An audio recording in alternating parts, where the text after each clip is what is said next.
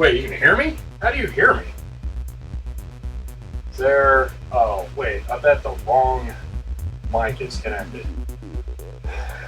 Yeah. Wait, it's using the Brio webcam, but I can't...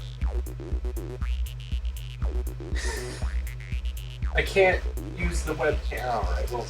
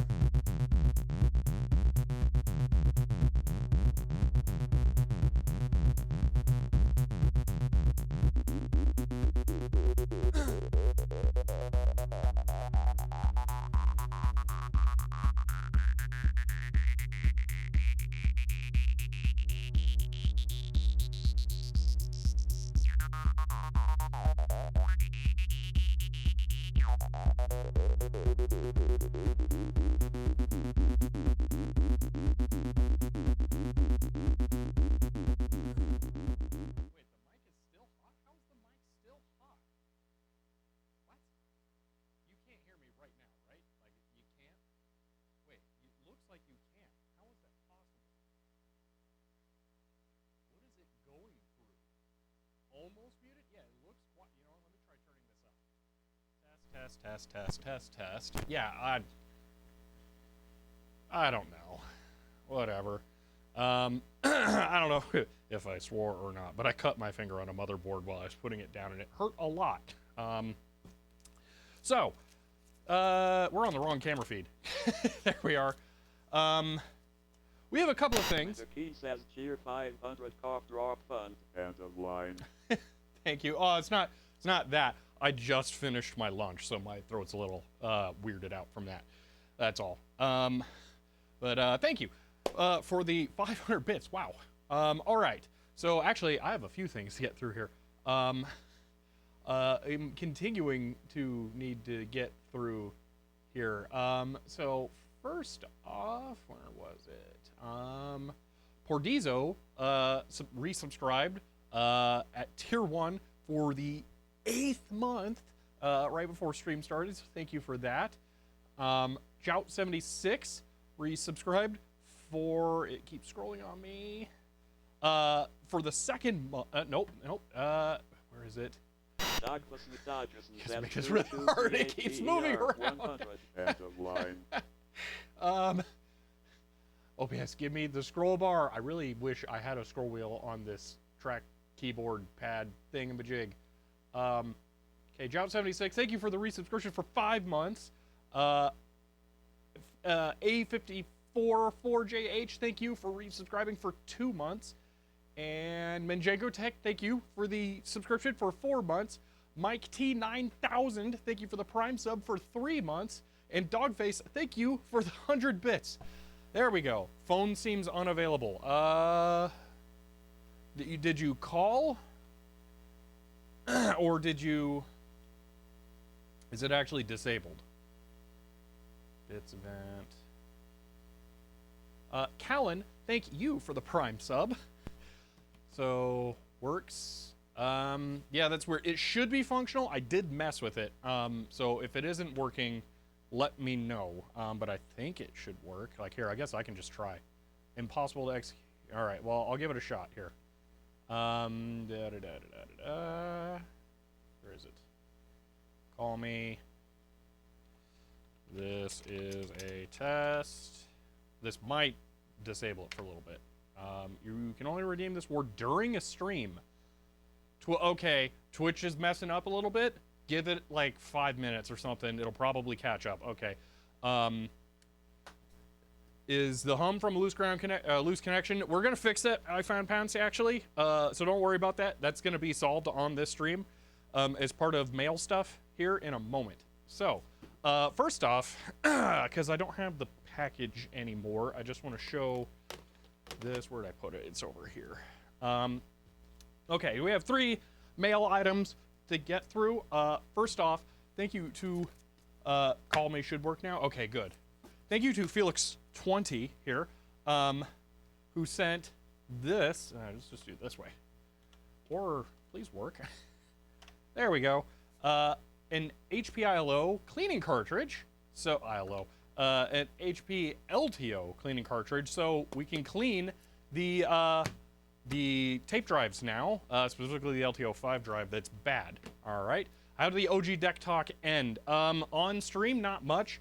Off stream, I now have it fully figured out, and I'm going to be getting that sorted for probably a video this coming week. So, also, Bite Breaks is back. Oh, thank you, Helencroft. I keep forgetting. Yeah, I kept forgetting to mention that. Yeah, to get that done. All right, so this one, I'm not sure who this one is from. Let's see if there is a note inside. There is not. This is, oh, actually, this is for this thing. We're gonna wait a moment and do both of these. So this is a 1/8 inch to dual mono TRS adapter, so stereo to mono. That way I can plug the output from my wireless mic system into my mixer into 2 channels and have like good cables. So thank you to whoever sent that, because that's going to be extremely helpful. Is a hype train stuck on level 1? It might be. I don't know. That's weird. Yeah, Twitch might be having some wonkiness today. What brand are the connectors? Cables is Ugreen, but says CHER 100 and a line. Thank you for the 100 bits I found, Pants. And yeah, it looks like the hype train is stuck. That's really weird. Good job, Twitch. Yeah, cable better than adapters. Yeah, it is Ugreen, but the main thing why I put Blake GJ, thank you for the tier 1 sub and for 8 months. And I guess that put us over the edge for that. These connectors, I believe, oh, okay. I thought because these were metal, they might unscrew and that I could repair them. But hopefully these ones will just last. So, but yeah, that should be good. I was just hoping I could repair that if I needed to. Says level 2 for me. Excellent. Yeah, it looks like it just went through. Alrighty. So, next up, this one I know who is from. There is a note. Buzz Be Gone from Manjenko. Is it Majenko or Menjenko? Because now that I'm reading that, it's Majenko. My apologies if I'm mispronouncing that. So, this is a ground loop isolator. Basically, it's a transformer with cables on each side, and this will make it. It's okay. Well, I would like to get it correct, so I'm going to try Majenko. I'm going to try and remember that. This should make the Deck Talk buzz go away. So we're going to hook up these 2 things here down below, because that's where all of this lives. So let me get that solid there and adjust the aperture. Okay, so let me work on that here. Giant Lobster Man, hello, since your first time chatting. My phone may explode, yeah, and Ryan GRG422, thank you for the tier 1 sub, and Kara Taus82, hello, since it's your first time chatting. Hey, all been watching Titanius for months on YouTube and have migrated to Twitch, finally catching new live stream. Yeah, thank you. I am still doing YouTube videos. One actually went out today. At the same pace as usual, I'm just doing tons of work instead. So yeah, still doing YouTube videos. Yeah, so I didn't cover this. I'll just show this really quick here. So with the phone, today we're gonna look at why it's doing this, because that's not good. If I grab, say, this, we can like cram that in there, and that's not even like the thin guitar pick one. So something's not right there. So I want to try and open it up, see how bad it is. We're going to probably put this on a 3D printer hot plate to get all the adhesive loose. Oh yeah, CHER 100 and a line. Did you do the robot voice? Because I don't see that. That's weird. Huh. But thank you. And Nick Blacklava17, hello, since it's your first time chatting. Higher Twitch channel came up as recommended channel on the side. Oh, wow, that's interesting. Huh. I don't think that usually happens for me. But cool, hope you enjoy it here. Now we're gonna disappear into a mess of cables. So that's a speaker I use to hear the deck talk. So the deck talk is right here going into those cables. I could probably do something better than that. I'm gonna go see if I have a plain 1/8 inch TRS to RCA cable. I should. I have a bunch of them. I just don't know if I have them at the office ready to go. That's one. And how is that connected to... Oh, actually... How is... Doug Dodgerson says, holy moly, CHER 100. End of line. Thank you for the 100 bits again. Whoa! Oh. Commander Keen, thank you for the 5 gifted subs. Wow. Thank you so much. Intensifies. Yeah, I'm working on it. So I need to get this connected to the deck talk here, and the deck talk is TRS. So hum gone, but deck talk gone too. So for the moment, you can't redeem deck talk. Well, I get this wired in. So we're gonna connect this to one end here. And the other end can go into the deck talk. Boom. And now I have to adapt this to RCA, which is, we now have literally the exact same problem we just are about to solve with this.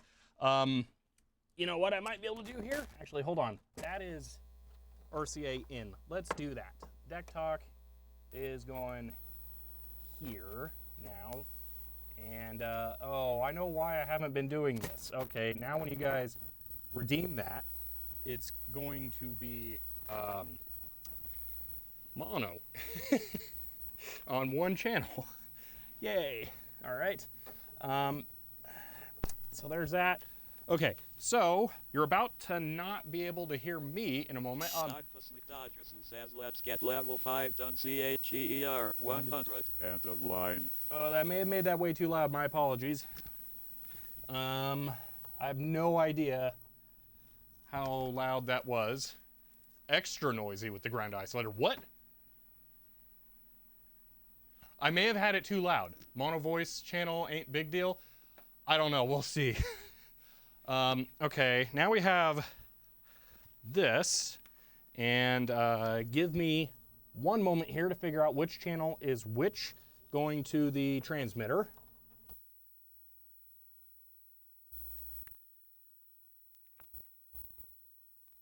Test. Okay. So is that one me? No. So that.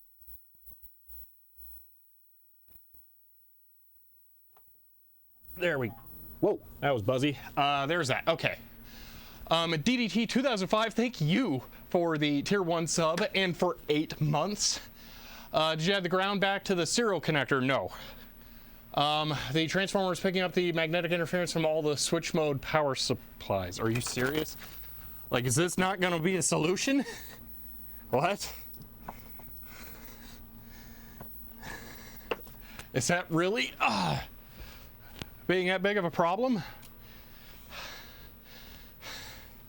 Okay, so that's it all connected. There's some 16.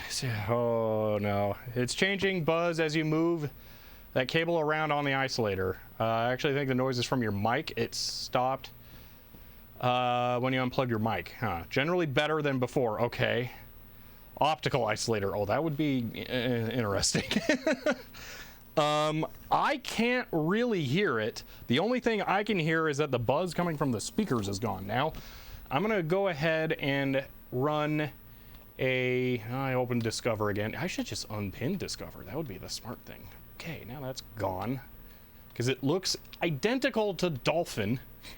And they're both right next to each other, because why would you want it to be not totally confusing? Okay, the Echo, This is a deck talk test to DT. Wow, that's quiet. Okay, one moment. Let's figure this out. 44JH says CHEER, 100 CHEER, 100 type. And a line. A54 for JH. Thank you for the 200 bits. See, 90. David Fenton says CHEER, 100 dot. This is a lot better dot. And a line. Commander Keen says CHEER, 200 level 5. And a line. Thank you for the 100 bits, David. Thank you for the 200 bits, Commander Keen. Level 6. There is not a level 6 dot. Yeah, I may have. There might have a period in there or something. Doug Sleep Dodgerson says CHEER 100 and a line. Okay, I may have some tweaking to do here. Maybe that.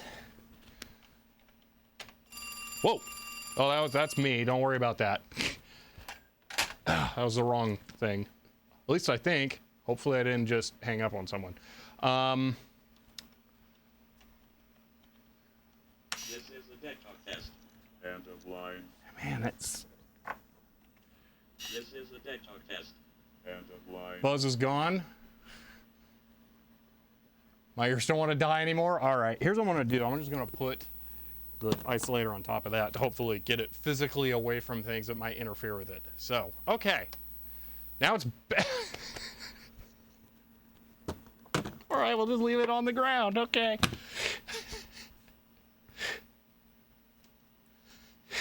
What? All right. All right, I'm not touching it. We're going with that. Okay, we'll leave it alone. You know, I'm going to make it really mad, actually. I'll have to put the speaker back. How does that sound? Is that horrible? Is that acceptable? It's back? Oh my gosh, you're kidding me. Dude! All right, putting the speaker under the table there. Wait a minute, it's, is it the ground on this? Okay, hold on. Maybe I'm not bumping that.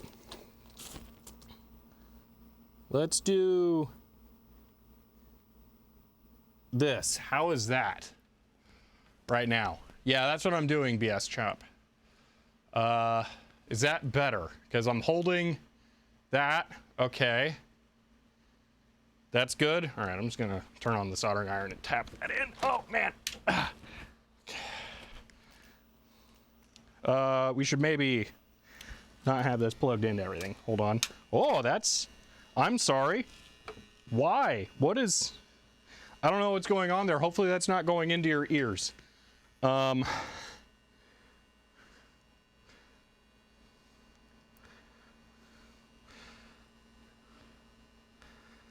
Ow, ow, ow, ow, ow. Okay, it's only being picked up by your mic. Okay, good. Somehow that's the speaker. I don't understand how. Okay, that's grounded. Plugging it back into the deck talk. Oh, that's so weird. All right, sure, why not? And then I don't like any of that. Okay. Cat pictures up on the Twitch channel and Discord. Okay.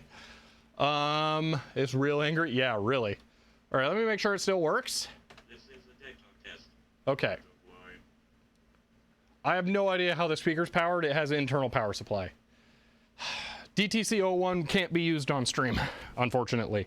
Why is there a Wacom pen inside the box of fittings for my ESD vac? Okay, I think we're good now. No noise? Excellent. I'm gonna move the speaker over here. How about now? Is there noise now? Because it's back to where it should be. Check deck talk volume. Test didn't come through stream, only your mic. Wait, really? Oh, because I turned it down. That was my bad. Okay. Why can't the DTC01 be used? Because it is very weird. This is the deck talk test. How the protocol works. David Phantom says CHEER 100S dot out good to me dot. Excellent. Perfect. Okay, finally.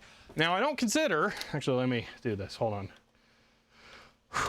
okay, I don't consider the problem solved fully. First off, I need to like turn the, I need this to be slightly darker. I'm gonna go crazy because it's like way too bright over here. Okay, I don't consider that fully solved, by the way, because that ground level mismatch still exists on the logic level on the deck talk, and that's not good. So I don't consider that done. Okay, now we only have PC fan noise. Wow, really? That's kind of crazy. Okay. Oh, that's excellent. Still a bit quiet. I mean, I can turn it up louder. Clean up the wires. I don't know what wires you're talking about. They're all fine. Okay, so that's, I mean, that's full gain on that input source. So, let's see. This is a deck talk test. End of line. That's, I can turn up the other stuff. Oh, I guess I can look at this. Hold on. This is a deck talk test. It is a little quiet. End of line. How about that? This is a deck talk test. End of line. What's the deal? If I do that? David Phantom says CHEER 100. We have upgraded from a band-aid solution to a butterfly stitch solution. End of line. All right, we're going with that level. All right, hopefully the hissing is not too bad. All right. It's only coming through the mic. It shouldn't be. Like, here, I'll do this. Let's try this. Mic muted. This is a deck talk test. End of line. So there you go. That should be an example of it just going through the line. So hard to tell if it's coming through the mic. Mix or both. Yeah, that was mic muted. So yeah, excellent. It is so clean with muted mic. There's not a ton I can do about the mic. I could potentially try and cut some high end to get air movement sound out, but I don't think that would be ideal because I get people in the comments who complain like, oh, you shouldn't smiley face EQ your mic. That's only for rock music. I actually have to do it for this mic because this mic is garbage and it has a frowny face pickup profile and it has to be corrected. So it's like just the way that it sounds, to get it to sound right, you have to do that. Anyway. David Phantom says CHEER 100. This is the deck talk speaking. I am perfect and you are all the flawed ones. End of line. I mean, his name is Perfect Paul for that voice, so I mean, you know. Okay, we have a couple of things to do here. One of the things that, I mean, I wanted to get this done. We're still going to try and get that done today. There's something else we need to do that is kind of awesome, but I have other things that are frustrating me. So the floppy disk imaging, if you guys had a chance to see the video that I put up today about the Adaptec SCSI thing, okay, my floppy disk imaging setup has like stopped working. I have no idea why. I'm actually gonna go grab that and the bundle of drives and all the horrible nonsense that's just like crammed together here, because we need to look at this, figure out what on earth is going on here, because it's driving me bananas. Okay, we're gonna use the laptop, which means I gotta get that set up. But I replaced the power supply and I'm still getting issues. So I kind of need to get this figured out because I have something now, and I have Dogface to thank for this. I have something I've been trying to get so I can do a project. This is a copy of Microsoft Adventure for PC. And I want to try and boot this today, and boot, yes. But I want to get a disk image first at the flux level because I have not been able to find a copy of that online, and I want to make sure that it gets preserved while this is in the best condition that it can be. So I'm also going to scan the manual for that because that does not appear to be online, at least not on archive.org. I check archive.org, and if it's not there, then I consider it not done yet. So yeah. That's a great floppy case. It's kind of awesome. That's actually the release package. It may have come shrink wrapped, but that's it. So Just learned the 8-inch and 5 1/4 inch drives I plan to use in archiving setup, only to learn they're both hard sector drives. Whoa, that's cool to have, but yeah, it kind of sucks for just wanting generic archiving stuff. Let me get the laptop set up. Actually, the power supply is still sitting over here. I left it here rather than taking it with the laptop by accident. And then we're gonna try using CryoFlux on the laptop to make sure that just that i5 computer that I've been setting up and using over there isn't cursed somehow, because I don't understand what's going on with that. So we're gonna have nice power supply, back to 750 watt floppy drives, oh yeah. And then we're gonna try and get a read with the CryoFlux because I have the most luck with that one. I really want to use the grease weasels for the most stuff, but for some reason it just does not click with me, and I'm still working on it, because there's some nice stuff about that. Okay, that's booting up now. All right. Let's have quad speed PCMCIA CD-ROM player, but I didn't get the PCMCIA card with it. Ooh. So now with the Adaptec one you showed. Yeah, I was going to go grab it, but I so can't.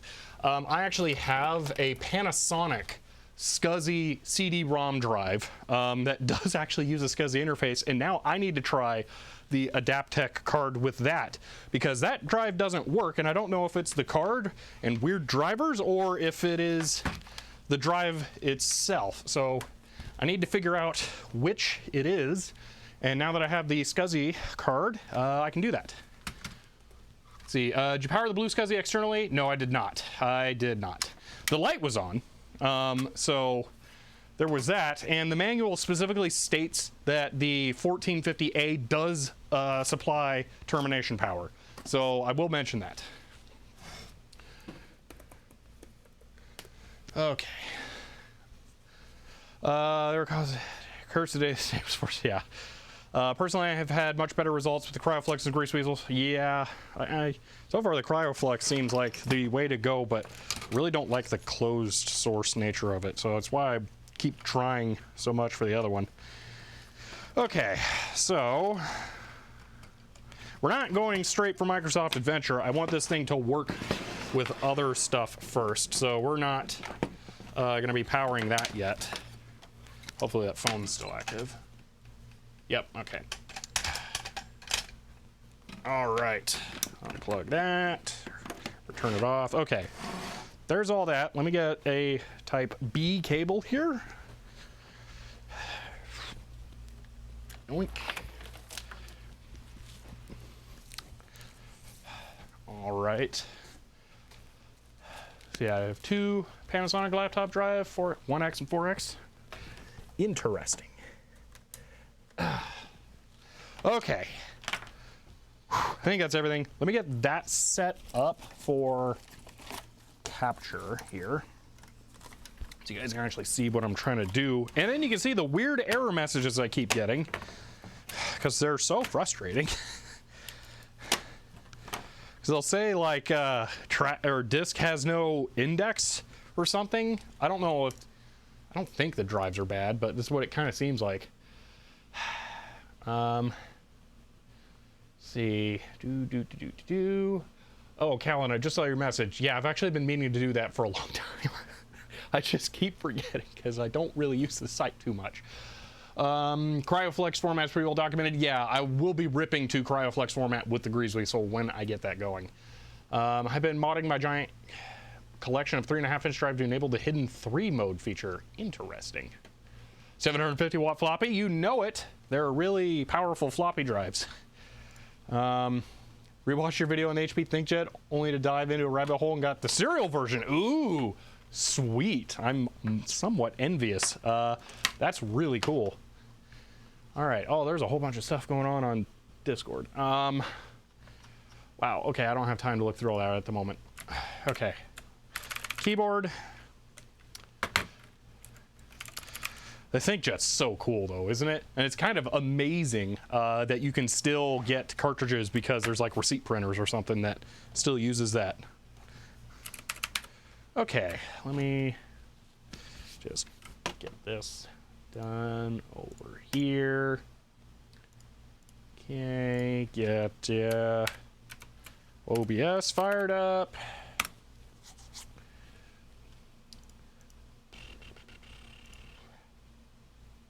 All right. So if I press that and that, we get nothing. Boom. There we go. Ish. Sort of. You know what? That'll work. Why not? Okay. Let's minimize this. Let me bring up the cryoflux stuff really quick here. Okay. Where is it? Projects, something. Projects. Cryoflux. Oh, that's right. I have to launch it with the GUI thing here. So it was, I made a shortcut for this. Okay, GUI.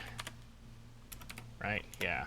Do I not launch it in root on here? Weird. All right. Okay, I just found the OG Deck Talk NVRAM. Oh yeah, I saw that, Helen Croft. That is awesome. Definitely gonna have to check that out more once I'm ready to. Why is that weird? Capture is cropped. Okay. What was I doing that I cropped that for? Huh. Okay, so there's that. And why is this so enormous? Let's do that. Okay. Nakalak, thank you for the Prime sub and for 7 months. I would like some water.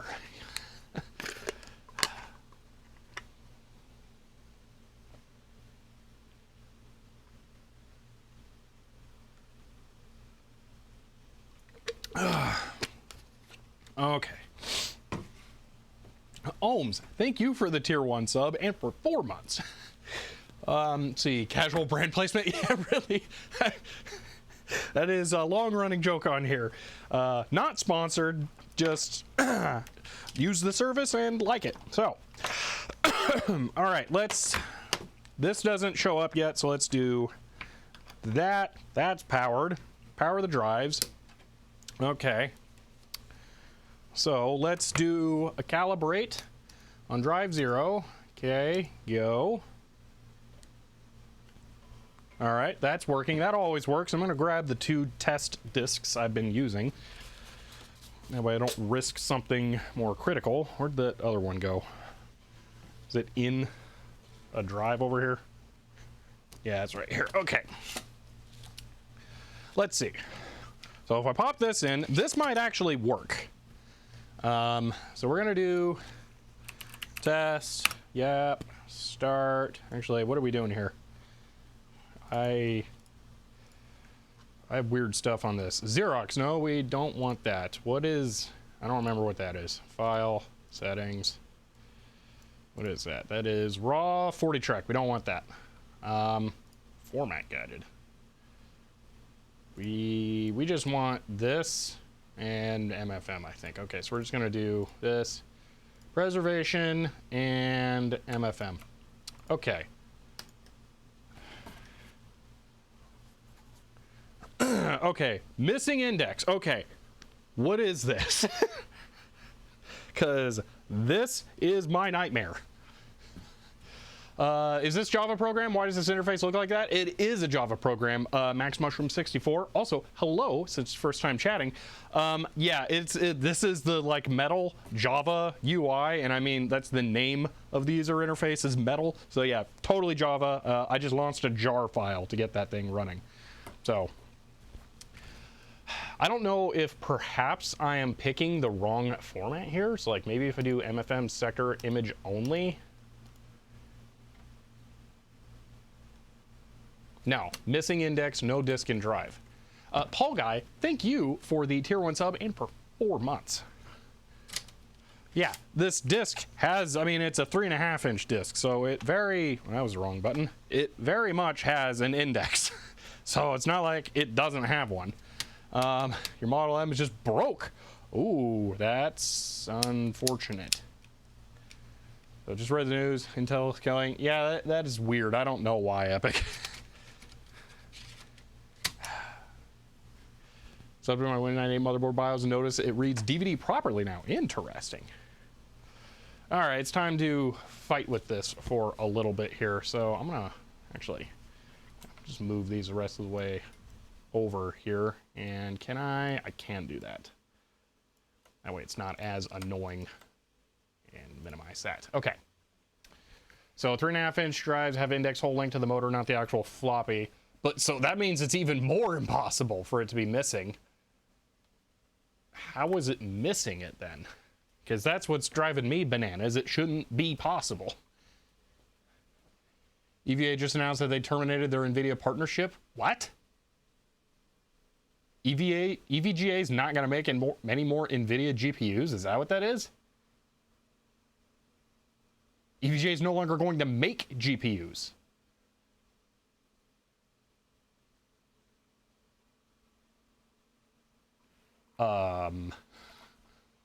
What?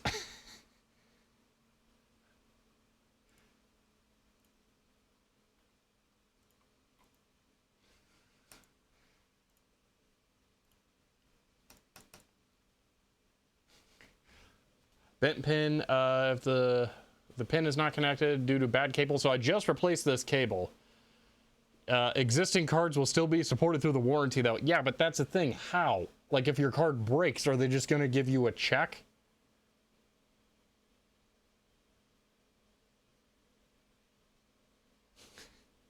Because you can't provide warranty service if you don't have products. As someone who just bought a 3090 from EVGA, that is moderately concerning. Could be disk detection switch in drive or bad cable. So let's swap the drive.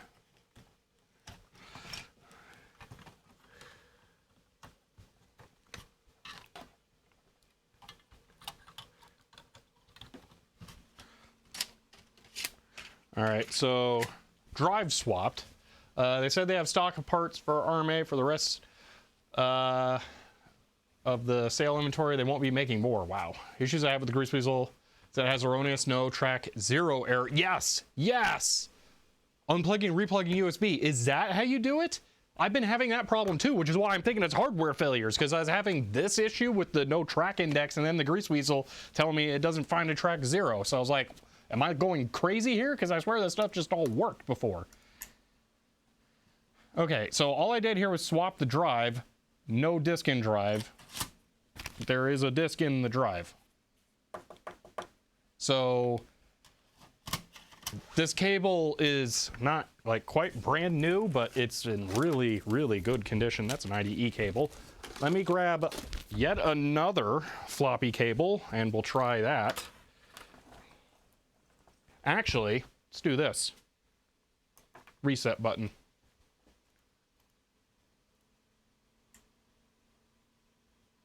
Yeah, Hellencroft was okay. That didn't help. I really thought that was actually going to do it. UJ warranty update. Everyone will get a Trust Me Bro t-shirt. I don't like the origin of that, by the way. That's from Linus saying that over the backpack stuff when people were making way too big of a stink about their backpacks and the warranty for them, which, yeah, it was taken way out of proportion. Because your switchboard, it's not connected to the switchboard. That's the thing. I mean, it's technically, the switchboard is connected, but this drive doesn't go through that. So, different cable.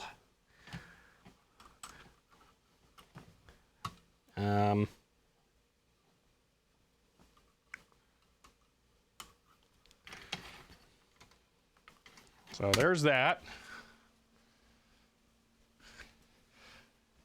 It is, yeah, $250 CryoFlex reset button is hard CPU reset. Yeah, I did press it. It didn't fix it.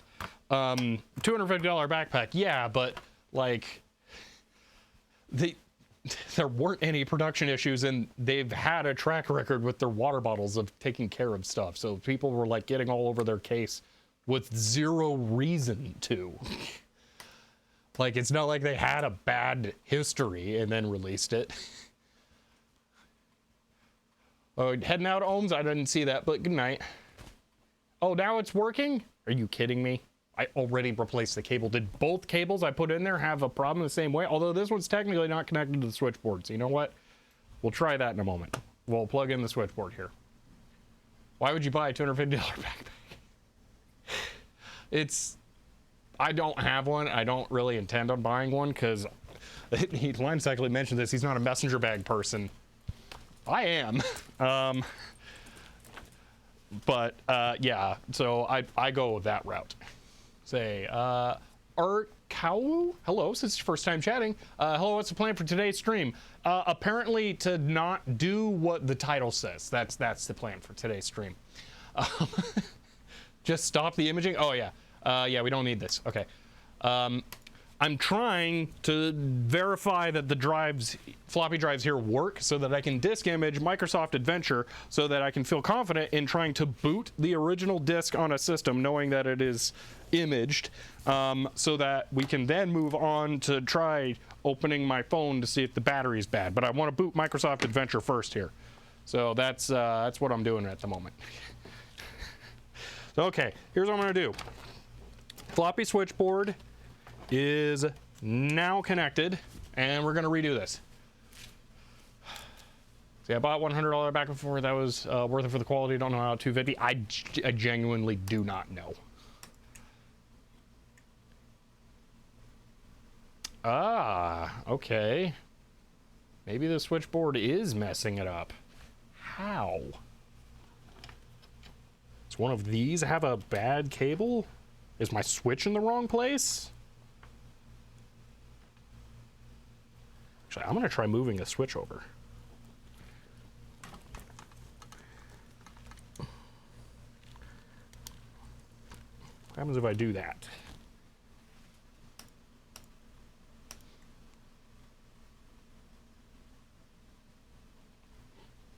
Oh my gosh, did I just have the switch in the wrong spot? Ugh, so stupid. Okay.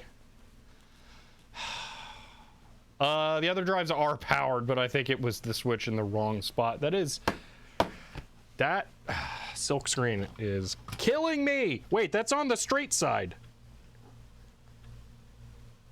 Wait, is the silk screen not wrong?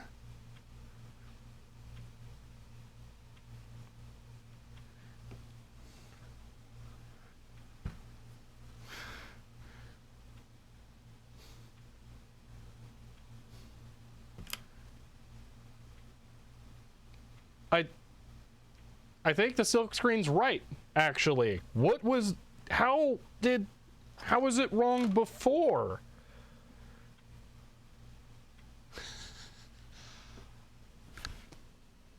I already updated the repo.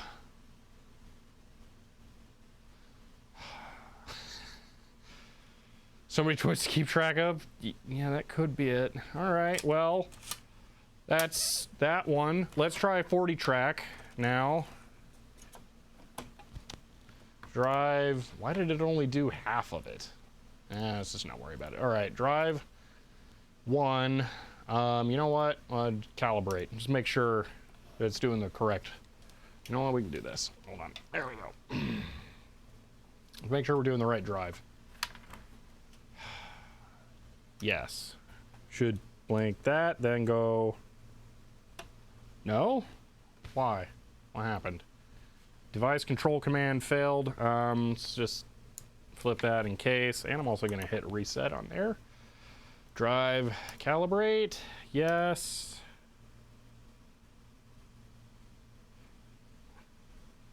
Drive 0, calibrate. Nope, not low density, whatever thing. Device is not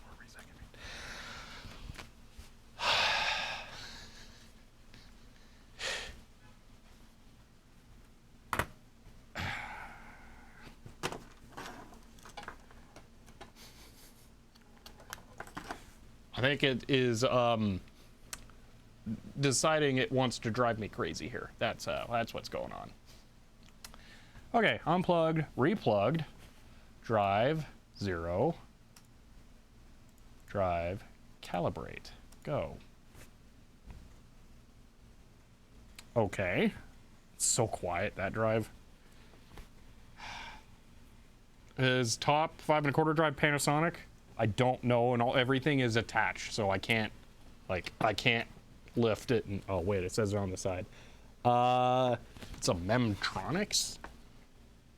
It's a Mitsumi drive. There you go, Mitsumi. All right, that worked. Drive 1, calibrate, go, and then it disappears. Okay, what is with 0, calibrate, and then it dies? What? Drive 1, unplug, replug. Drive 1, calibrate, go.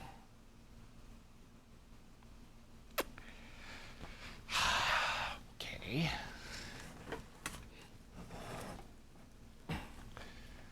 You have to go, NO Sunshine? All right. See you later. All right, let's look at some stuff. So there's things that are there.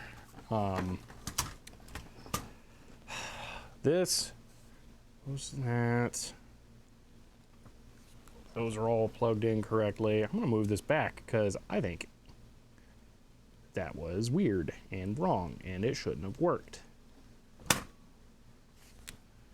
Drive 1, calibrate. Yes. Guess what's calibrating now? I moved the switch back.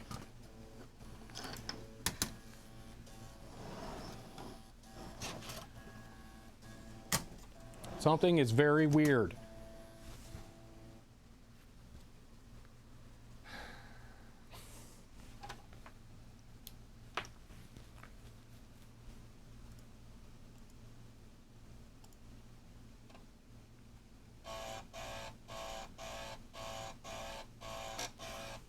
That's the correct drive calibrated, so it's working now. Really picky about the order of operational stretch plug in the drives. It is, yeah. Drive, okay, I mean, let me check something here. Settings, MFM, okay. So the track distance setting is actually double step, so don't adjust that because it is a 40 track drive, so that's correct. Advanced, this is 41, that's fine, we'll just rip the extra track. Okay, let's start. Yes. And now it's working.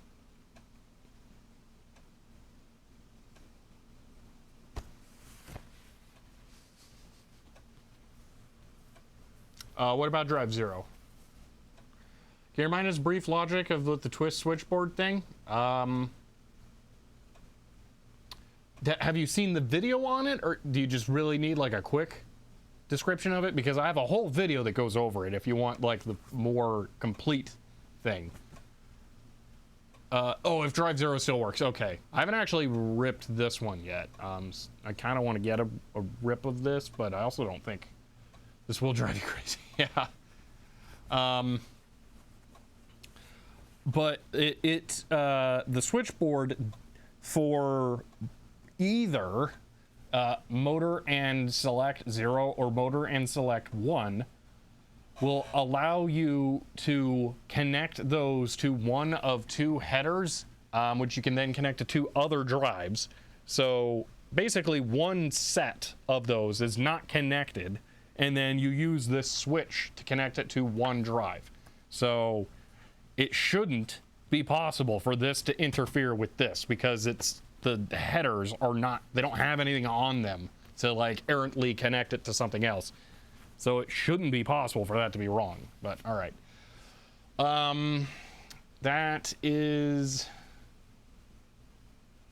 That's right, okay. This is a TRS-80 disc, so this is weird. Ooh, you know what we didn't do? We didn't do multiple. We didn't do this.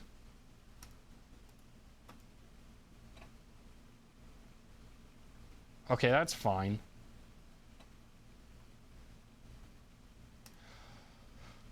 Right, one of these is not connected, selected, so right, yeah. So it should be fine. Okay, we're about to do this. We're about to image Microsoft Adventure. We're gonna do it. As far as I can tell, that's correct. We don't have any reason to think that it isn't at the moment. Now, this disc is weird. This is a PC booter game. It is not a DOS game. You do not, it is the operating system for the computer. I also believe it is single-sided because it is from 1981. So this should be a very weird disk to rip. It may not do the normal things here. So we're gonna pop that in there. Oh, this is scary. Now we're gonna name this MS Adventure. All right. It is still MFM. Yeah, it has to be MFM because of the drive structure. But I don't know what like track 0 is going to contain. Okay, 41. I'm over ripping just because we're doing MFM with that. Preservation is raw, nothing weird set. Okay. I remember watching a long video about Booter games constituting their own OS a while ago. Can't find it anymore. I don't know which one that is. Unfortunately, I don't really have a lot of opportunities to watch YouTube, so I'm not well versed in what other people have made. Okay, here we go.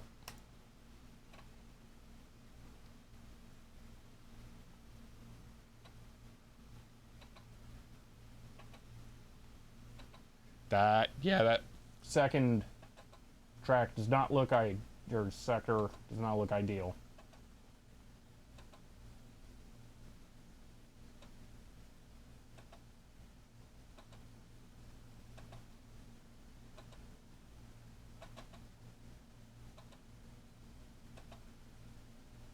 Oh, it's going to find bad sectors. That's right. This is copy protected, and that's probably how, is bad sectors. So this is why we need stream files. Because we might actually be able to recreate the copy protection by writing back the stream file. So this is expected. So that's fine. This is fine. Don't worry about that.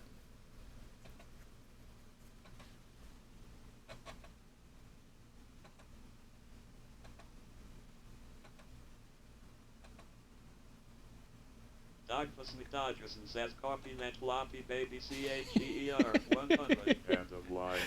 This is actually, this is going to be really cool. We're about to see a sector map of where the bad sectors are on Microsoft Adventure. So actually, this is going to be kind of awesome.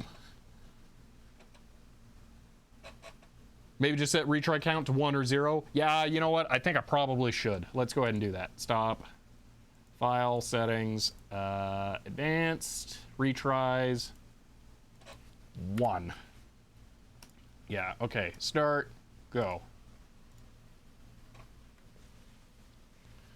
So that doesn't scrape those traps, but yeah, so it doesn't scrape it, yeah.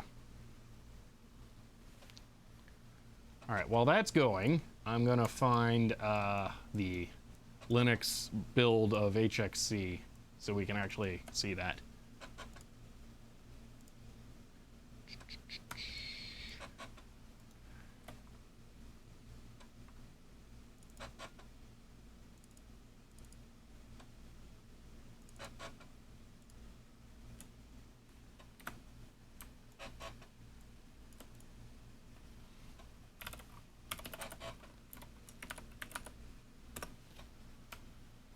So once it's done, we'll be able to drop the raw files into this and then see the bad sector map.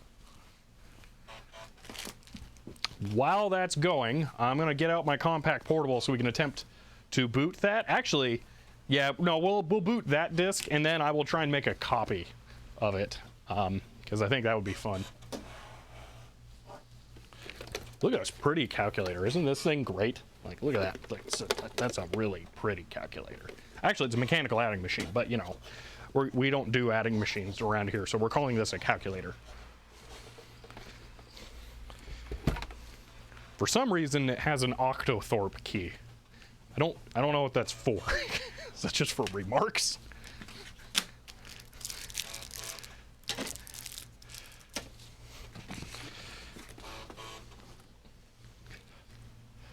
See, information about Microsoft copy protection.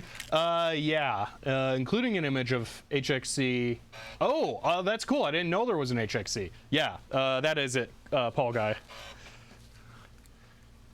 See, retries are only useful, proper formatted data, not for copy protection stuff. Yes, yeah.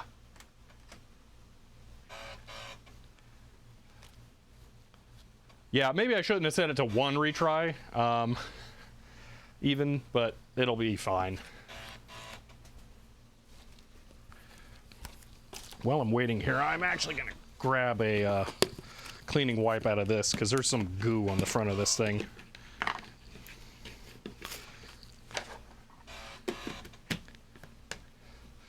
Oh, that would be hilarious if it had a command key.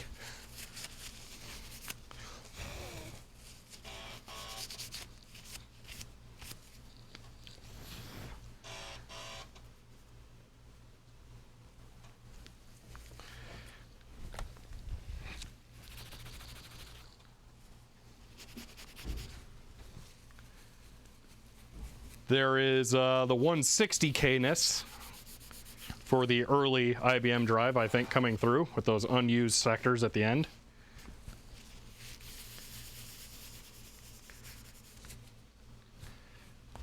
You already missed phone exploding? No, I'm a cat. Why would we do the thing that we said that we're going to do? We haven't even started on that. So, all right. That is the image made. So, let's try and boot this thing. I'm going to hide this for the moment because I'm going to put the compact portable over there. And then we're going to try and boot a game as an operating system. This isn't actually the first time I've done this, possibly in on camera, but I have a booter copy of King's Quest II as well.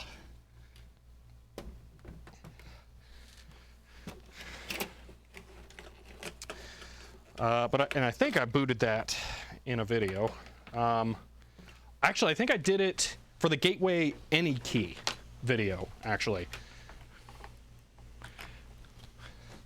I don't know if I specifically mentioned that it was a booter copy, but it was. All right, so there's that. Both sides are open, it's not on. All right. See, that's a lot more bad sectors than I expect for a copy protected game. Yeah, it's a little odd for this game. Okay, so there is that. And flip the switch. I gotta spam A because I think I have an XTIDE in here. At least once it gets past the RAM test. I have no idea if it makes music or not. I'm gonna guess not. The bar was pretty low for like the first PC game.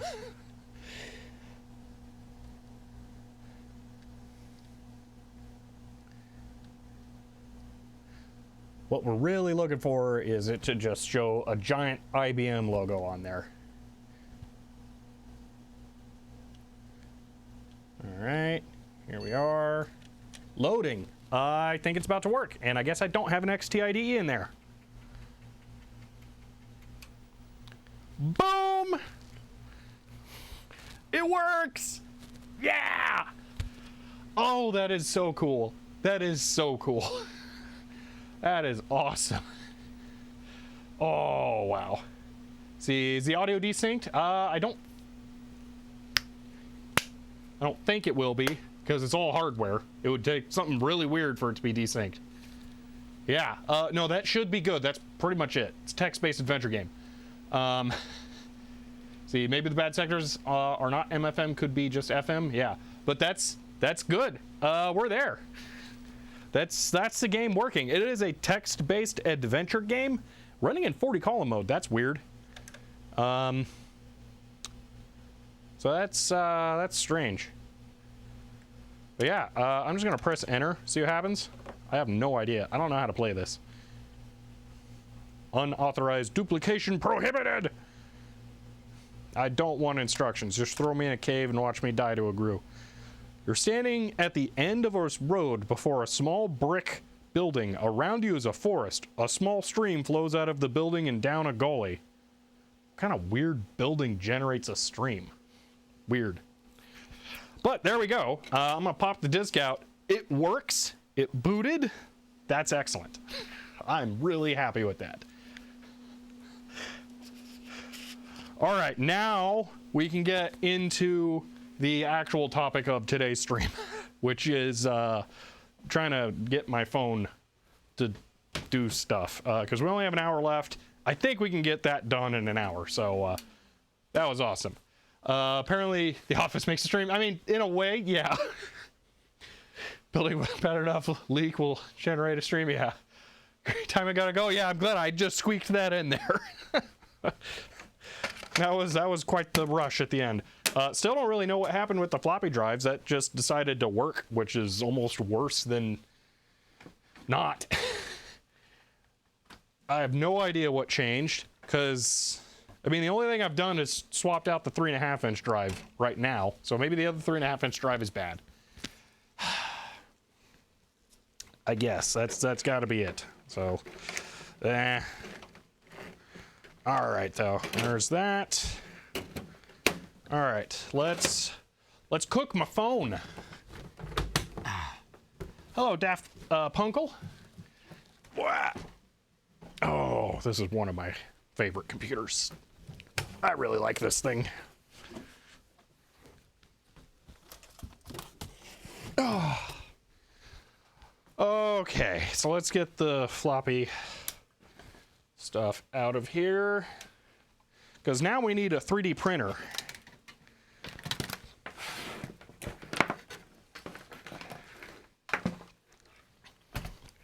Wow, is that loose? Yep.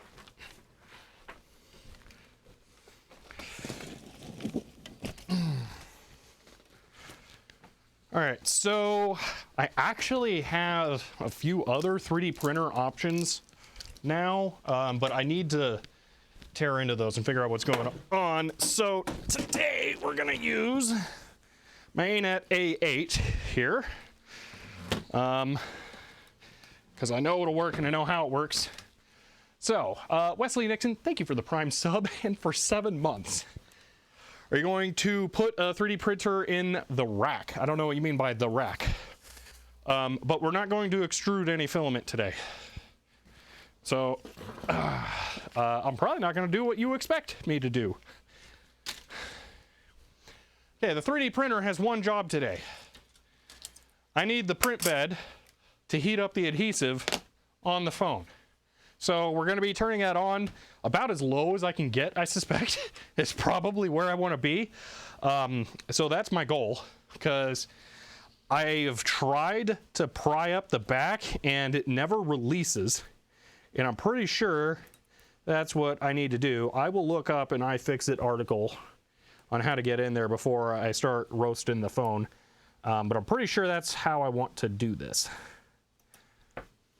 So, yeah.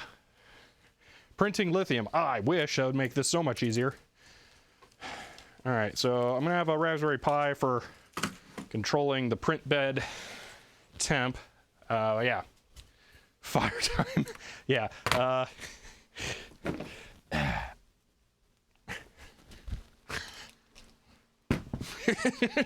Just in case. All right, let me look up the iFixit for this phone. All right. Battery wants to explode equals extra heat. Yeah. I opened DaVinci Resolve. That is very much not what I wanted to open. Okay. iFixit. Note 9. No, it's not a 7. That would be really hilarious. Get a new battery already? That would take forethought. No, I haven't got a new battery. I'm gonna need to get a new battery and a new back, because this back has some cracked glass. See if I can get this to focus at all. Yeah, there you go, you can see it. The glass right over the camera cracked, and I actually bought just that piece of glass, and I thought I was gonna replace it, but it turns out it is so hard to just get out that tiny little island of glass. I can't do it. I tried so much, even destructively, and I couldn't do it. So what I'm gonna do is I'm gonna get an all new back for the phone and just put that on there. So for right now, actually my plan is take it off, see what condition the battery's in, because it's possible the adhesive just let go. I mean, that could be it. But I wanna see what condition the battery's in. Let's see. Bucket of sand for the lithium. I mean, I don't think it's gonna go bad. Is it rated for lithium fire? That's a good question. Probably not. It's, I mean, like nothing is, isn't it? It says electrical equipment. We're gonna go with that. Sure, why not? It's mostly a joke anyway. I mean, not fire extinguisher. Fire extinguisher's here specifically so I don't die, but,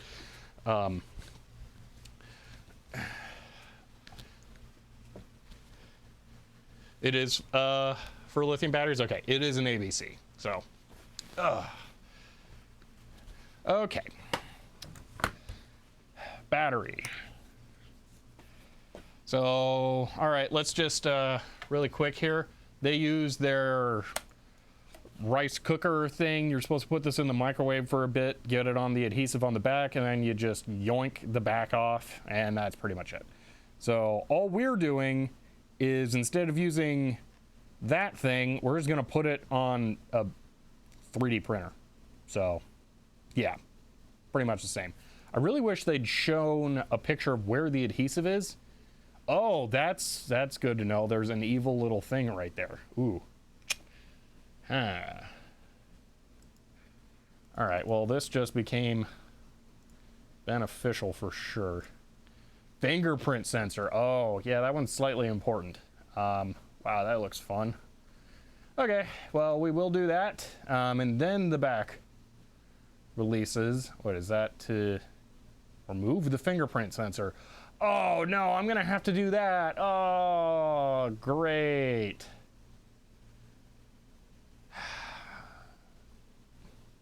Yeah, I can do that, Majenko Tech. That is a good point. What do you mean, soft cloth? I don't care.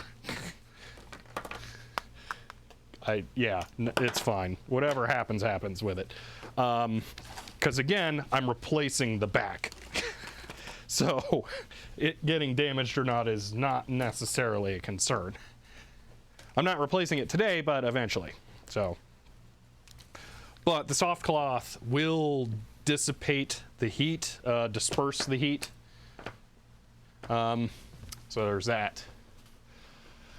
Not for scratches, for heat softening. Yeah, okay, we're thinking the same thing. Okay, other than that though, it looks fine. That, I clicked one for the battery, not, oh, back cover replacement. Oh, that's actually what I'm really looking for. Back cover, oh, okay. Battery, it's right there. All right, same yada, yada, yada, yada, yada. Okay, oh, you gotta get way farther in for the battery. Well, you gotta take off the plastic thing. And then the battery, okay. So, battery. Ooh, that's not looking good. I think the battery is swollen.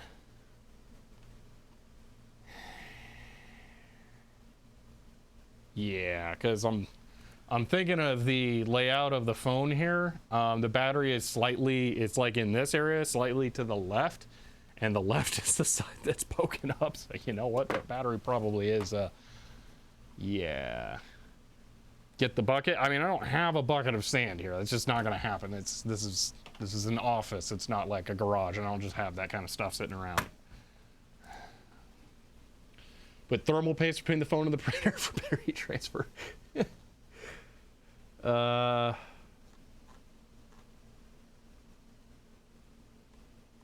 Where I'm at is actually mostly asphalt, Paul Guy. So it would take a little bit to find just sand.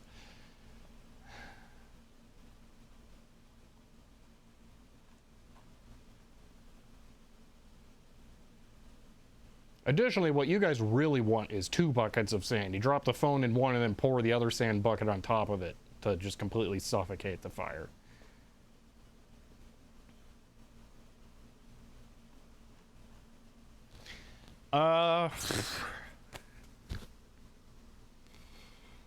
Actually, I'm pretty convinced the battery's bad, or at the very least that I'm not going to regret replacing the battery. Although the lifespan on the battery, it lasts me just fine. Maybe it's worth investigating. All right, we'll investigate. I was going to say, I don't really need to replace it as far as usage and capacity, because in that regard, it's totally fine, but it looks like it's swelling. But maybe it's not swelling. Maybe the plastic or the case is just released a little bit. I can't tell. but no matter what, I want to replace the back. And that fingerprint sensor has me a little concerned. So perhaps we should postpone this until I just order a back. Maybe that seems like the smart idea. And then I can actually bring a bucket or sand or whatever, just in case the battery goes rogue. I don't know how common a release back is without the help of an expanding battery. Yeah.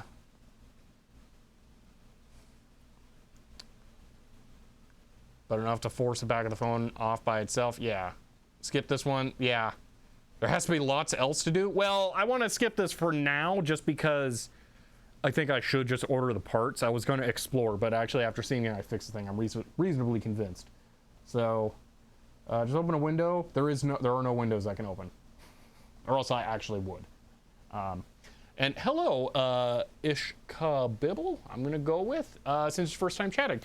Managed to make one of these streams just by having watched your videos. Ah, wow, you still numbered this. That's been a while. Welcome.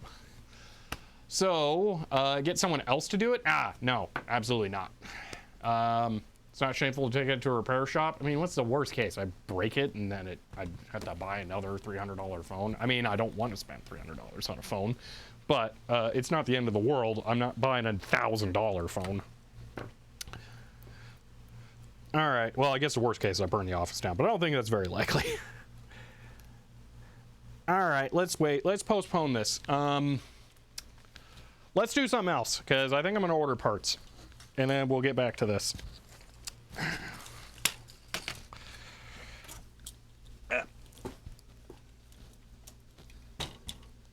Oh, it's caught on stuff. Great, thanks, printer. What's caught? I can't even see. Oh, there it is. Okay.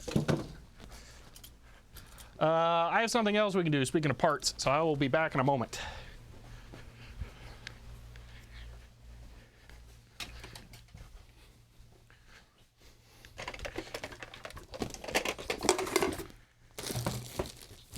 Okay, I think that's all safe. All right.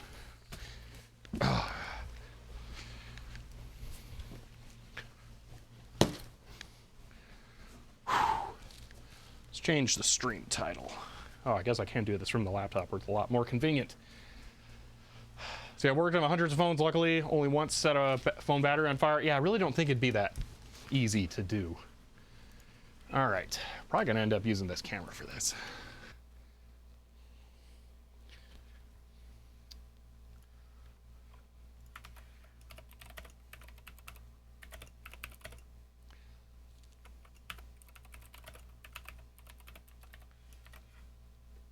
Boom. Okay. This box contains tons of electronic components for the CM-153, the X-Connect Ultra modular power supply, the MediaVision Pro Audio Spectrum SCSI card, the Toshiba T1600 286 laptop, and the Atari SC1224 monitor, and the Roland MC303 volume knob, and I want to say something else, at least one other thing. So, we're going to go through and check these. Now, these are all CM-153. That's a lot of parts. There should be enough components in there to build 3 of them after today, because one of the things that was somewhat variable and hard to get was it's probably at the bottom here. Where is it? That's it. One of these. So, shall we actually have an appropriate extinguisher dowsing method for the lithium fire? Ish, I just showed this on stream. It is an ABC rated fire extinguisher, so I believe so. But a bucket of sand I could pour on it is also acceptable. So, 386 portable. I didn't get to that. I didn't have the parts picked for that, I think, completely, and we'll cover there were some issues, and it's going to take me a little bit more. So, this is the 8251 UART and I have 3 of these on the way. This is the first one of 3. So this one, honestly, it looks legit. I don't think that that's painted because it's shiny plastic on there, so that looks good. The thing is you can't buy these new.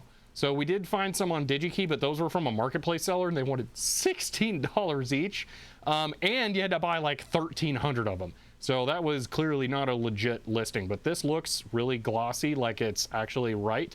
And I had a feeling that this weird Intel eye shape in the plastic casing there probably was going to be really hard to reproduce. So yeah, I have a feeling this one is real. So this is the UART chip from eBay, 1 of 3. So here's what I did.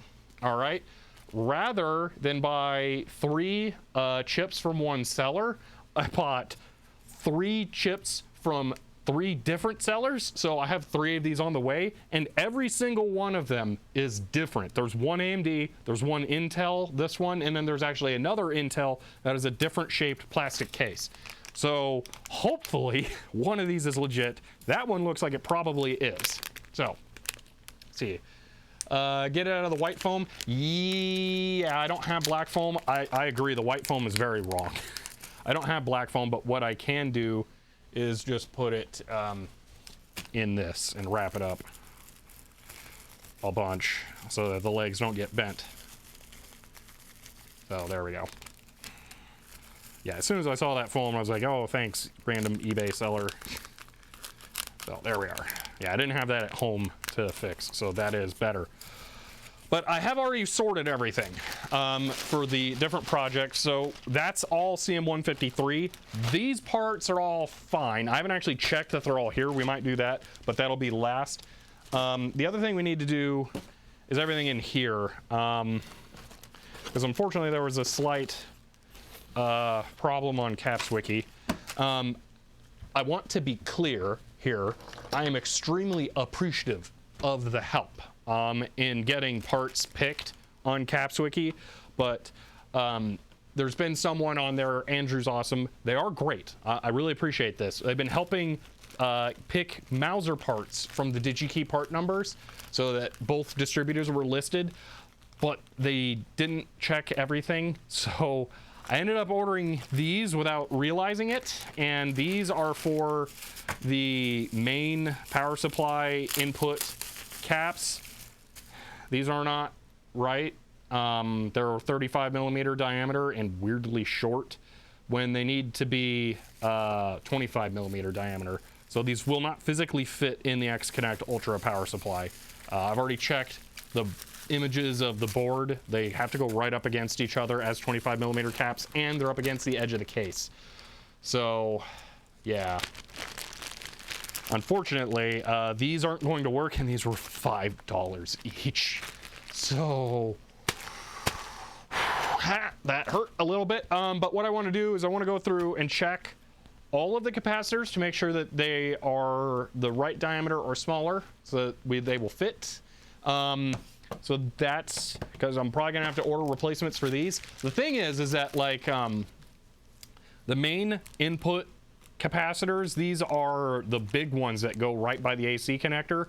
They might be fine on it, but every single capacitor in that power supply, the X-Connect Ultra, is made by the same garbage company. So I really don't want any of them left in there. So I want to replace those, but I can't use these. I don't know if you can return stuff to Mauser. I think even if I had to pay full price return shipping, I would still end up getting some money back, so I might. But I'm probably going to be ordering replacements of those because I really don't want the garbage ones in there. So I want to check all the other ones to see if there are any other incorrect parts. So here's what we're gonna do. I'm gonna go to CapsWiki. Phantom says CHER 100. How many of these will I need to do to make up for that mistake? 15. That's, yeah. It was that is $15 worth of caps, but those might not be the only ones. So we're going to go through and check all of them here. I could check against my order, but you know what? I have calipers here. It'll be quicker to just measure them in person rather than look at the Mauser listing. All right, let's get started. You don't have to do that. I appreciate it. Okay, so X-Connect Ultra, where is it? Oh, we're on the page. Okay, here it is. It's Lars says we can do 15 easily. CHER 100 and a line. Thank you for the 100 bits. It's been a while since I logged into Caps Wiki. Are the distributed URLs raw wiki text, or is there a template? Unfortunately for these, there is no way of templating these. So if we open like the first DigiKey link here, DigiKey like hashes their URLs with this nonsense. So while you can actually link to one part directly, you cannot link to a search. So unfortunately, there's no really good way of linking dynamically to stuff. So yeah, they're basically hard linked. So all right, here's what we're gonna do. I don't know what's a better view. Do you want me there and then say this view here as I measure stuff? That's probably better. Let's go ahead and do that. Hash URLs. Yeah, they're weird, really weird. Let me get some water here. Pulled up the Mauser return policy for those interested. I am that person who's interested.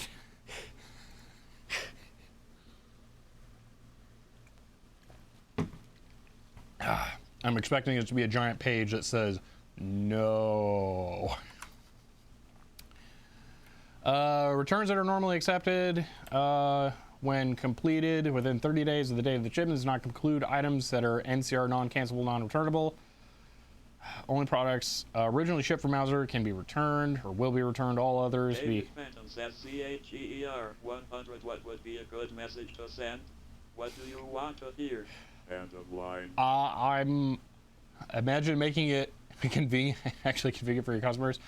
ProQuest does the same thing. It's so annoying. It is super annoying. I don't have anything particular, David, but I'm not going to necessarily encourage you to pay for it. So I'm just saying that. Okay, only products, should be returned in the original packaging. That's why I have not really touched that. Return freight charges must be prepaid. We will not expect that. NCNR. I would make capacitors NCNR if I was them. I have no idea if they are.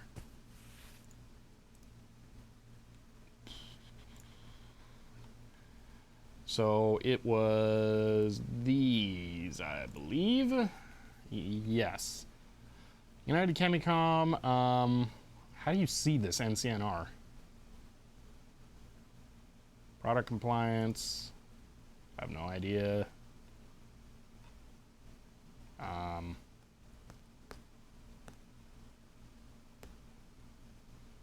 do you know? Usually for special factory parts. Okay. Oh, Kara House 82. Thank you for the Prime sub. See, I think only a small handful of items are actually non-returnable. Okay. Well, that might be worth it then.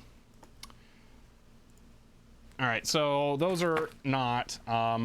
Grisgore, thank you for the Primes. Prime. Thank you for the tier 1 sub. Says under the buy button. Ah, okay. I just closed it, so we're...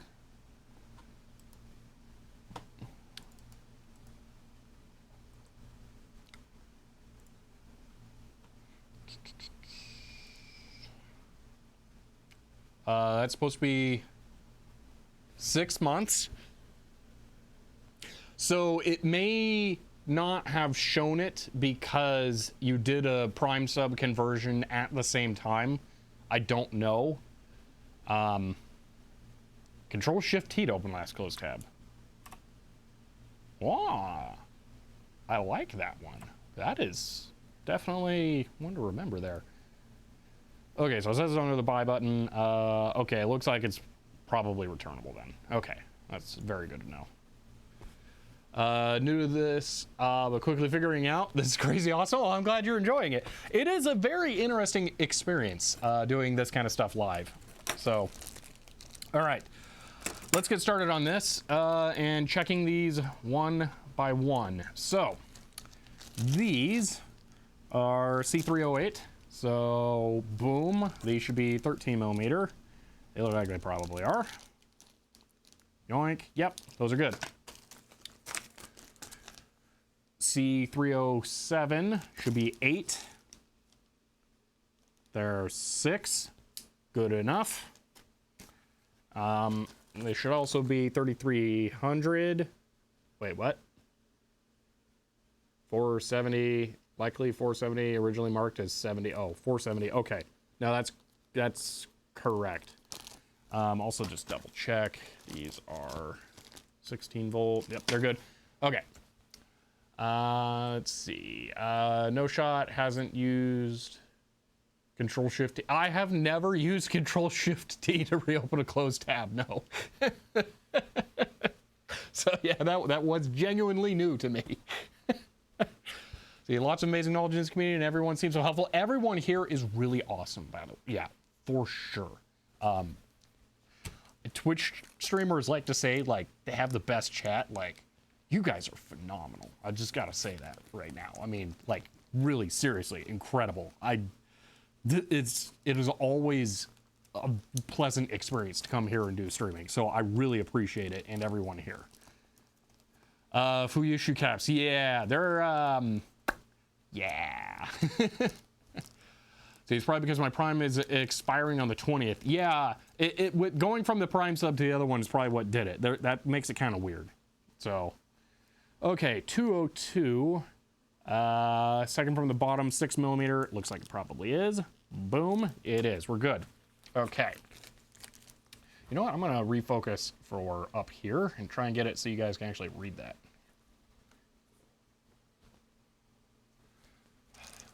That I think will work. Okay. So this is C214. CHER 100 new general public license version 329 June 2007 copyright 2007.free software foundation inc.https://fsf.org. Everyone is permitted to copy and distribute verbatim copies of this license document, but changing it is not allowed. Preamble: the new general public license is a free copyleft license for software and other kinds of works. The licenses for most software and other practical works are designed to take away your freedom to share and change. The works. By contrast, the new genre. End of line. Thank you for the 100 bits, David. I may get a notification to manually confirm the 6 months message. Yeah, that is possible. They get weird about that. Doesn't always trigger when I think it will. So these are hard to read. 63 volt, 47 UF. Wow, that's a lot of voltage. 202 is 50 volt, 47 UF. Okay, so that's good. Then we got 50 volt 1. And that should be, where is it? 50 volt 1. Okay, good. And these are 50 volt 10. 214, 50 volt, 10. Okay, that's good. Let's see. It's mostly so viewers can sub while the streamer is offline. Yeah, that is, yeah. Okay, 312 is 10. Perfect. And 10 1000.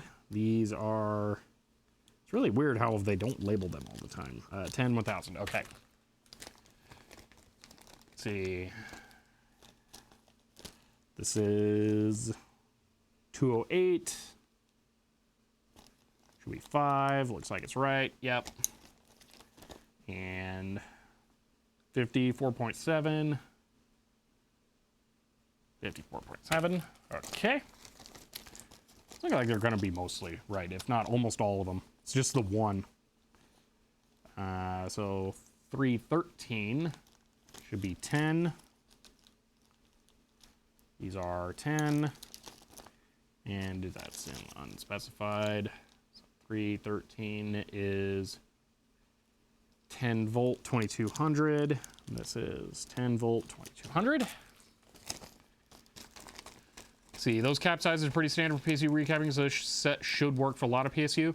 Yeah, it's just these ones. These are the weird ones that probably I don't know if I'll have anything that'll utilize those. Although, the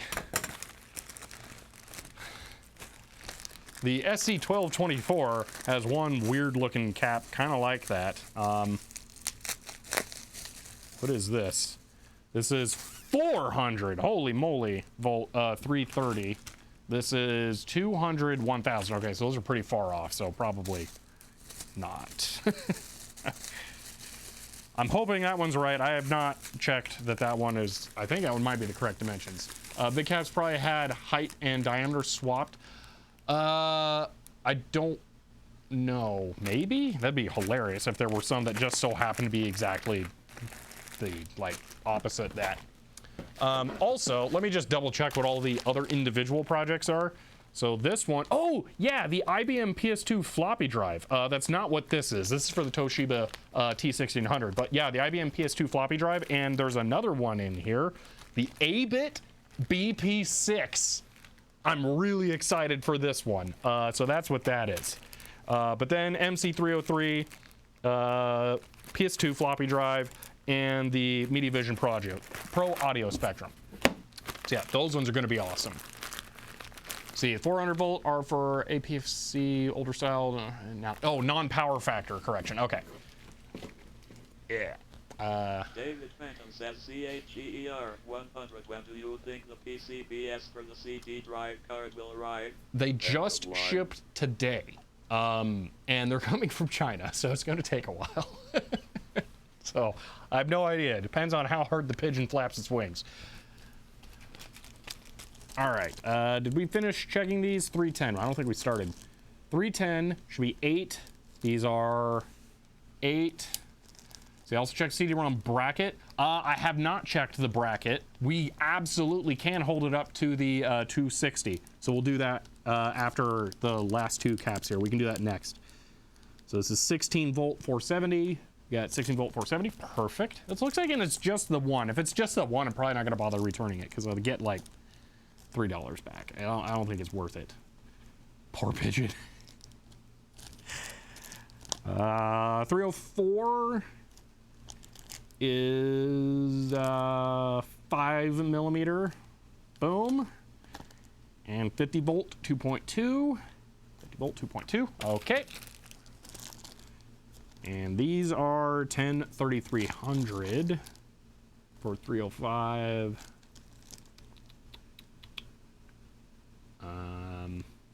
There it is. 10-3300. Perfect. And 10mm.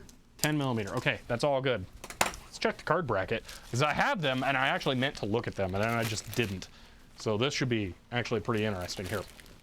For those of you who may not have watched the streams about the AARATAUS 82 SICHER 100 the HP4C scanner rocks. Don't give up. Not by your command. End of line.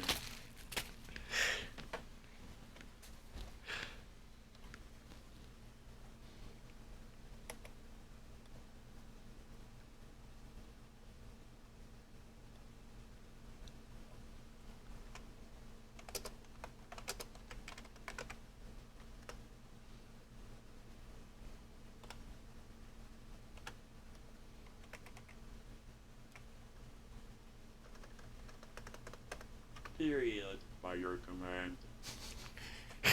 There you go, with robot voice.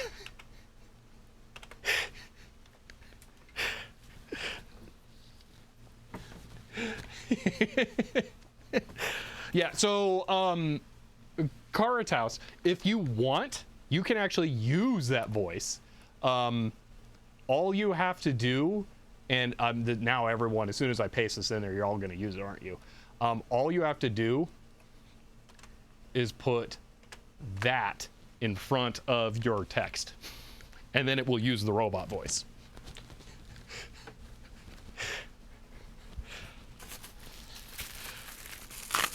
All right, let's look at the card brackets. Oh, yeah.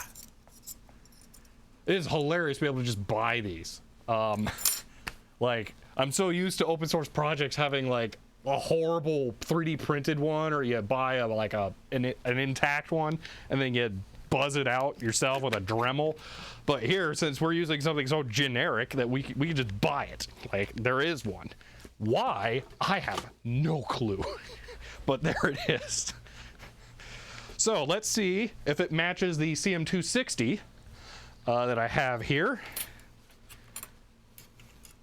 Oh yeah, look at that. Now this card is not the one, but the positioning is likely very similar. This is not also the same bracket. So this bracket, you'll notice the attachment piece that goes here is actually welded on, or spot welded or something, and then it's a little tiny piece that bends down under there. The one for the CM-153 is actually one continuous piece that actually bends down and then wraps around. So this one is not the same as what's on the CM-153, but these are probably close enough. You don't need that. That's just to keep this from being able to flex around. So yeah, I'm super happy with these brackets. Super happy. I probably only needed to buy one because that's a mechanical thing. That's not that critical. But there's 3 because I bought enough components to build 3 cards if everything works correctly. The plan is, and I don't know how much I mentioned this on stream here. I also bought sockets. So the plan, oh yeah, you know what? I didn't buy.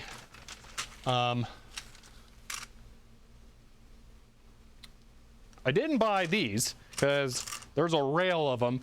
These are 595s. These are HC 595s, which match the ones that are on the CM-153. These I bought in like 2014, and I got them for half the cost then of what they're currently going for. So I didn't buy any of those. So technically, I will not have fully tested the bomb because these are a different part number. But I only needed, let's see, it's 3 per card. So 1, 2, 3. So all of those are extra, so I do have that.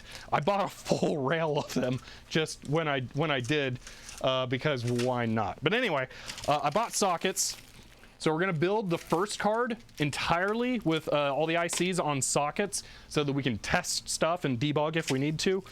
And then after that works, we're gonna build one for real with the chips directly soldered in, since we'll be confident then. So that's the plan. So, see, did you get the little screws? I totally spaced on that. Oops. I will have to pilfer them from something. Drat. I meant to. Well, if I have any other order corrections, then we'll look at adding those.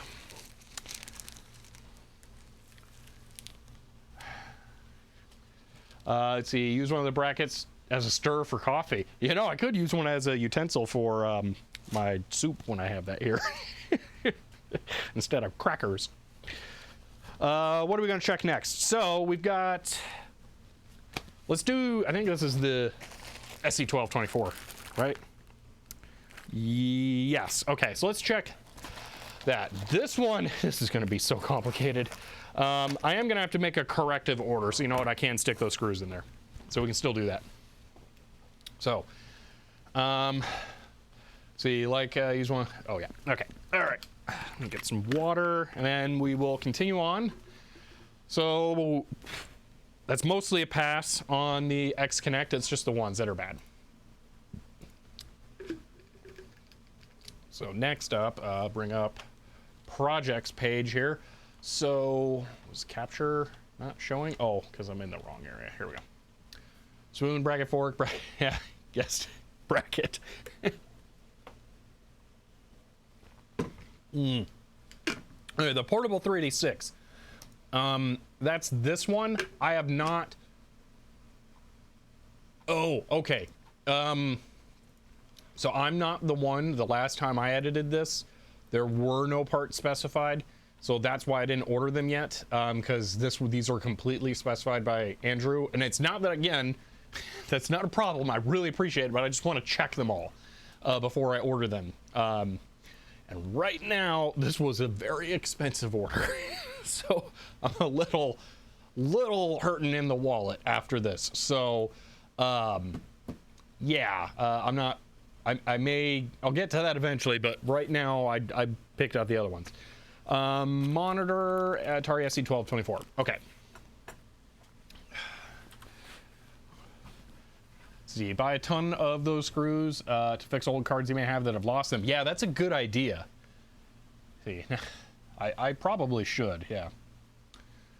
Okay, there are a lot of capacitors in this thing, and it's partly because I bought all the caps that are listed here. All right, every single. Says soup. I want soup. CHER 100 end of line. Lars wins for the first person to use the robot voice.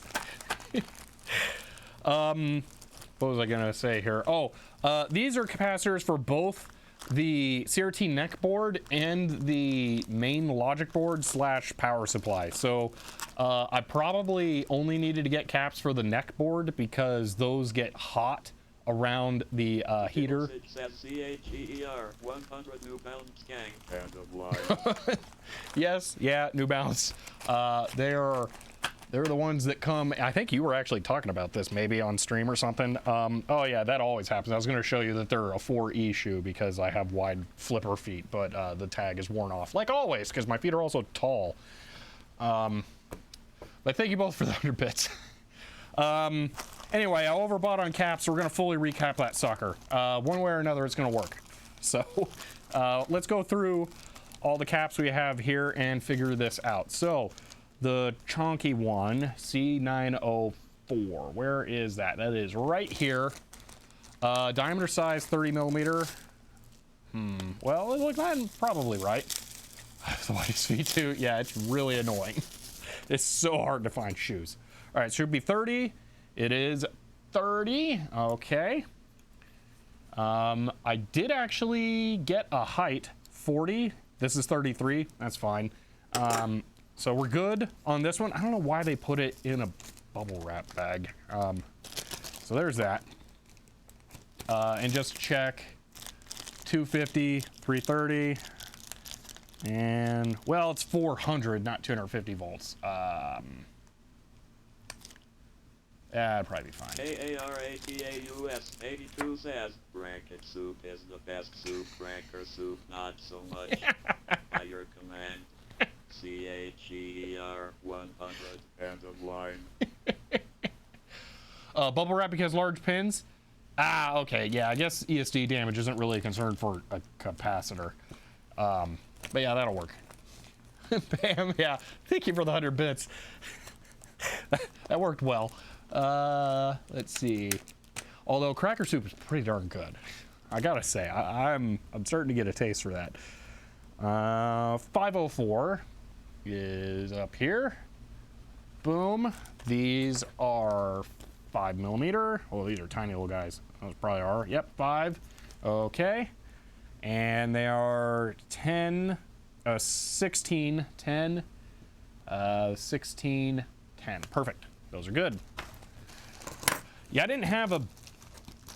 So the Atari monitor here and the X-Connect power supply were the two ones that had like a ton of caps. All the other ones that were able to fit all the caps into their own bags. So like this is barely utilizing any space in here. So I was able to take other bags and like roll them up and stuff them in there.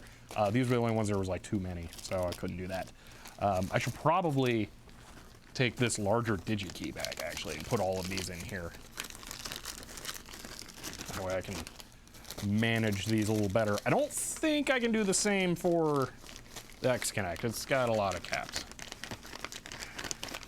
Wait until you get aluminum heat sink, package an ESD safe.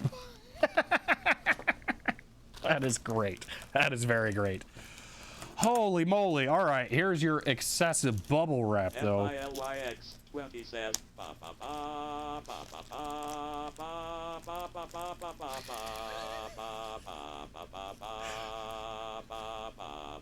the rate didn't really help you there. That slows it down.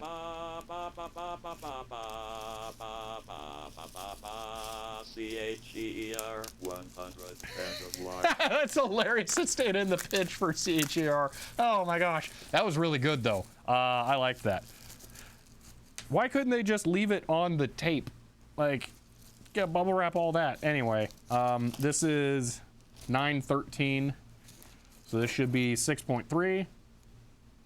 Boom. Perfect. Earl used to pack everything in ESD bags. Ooh.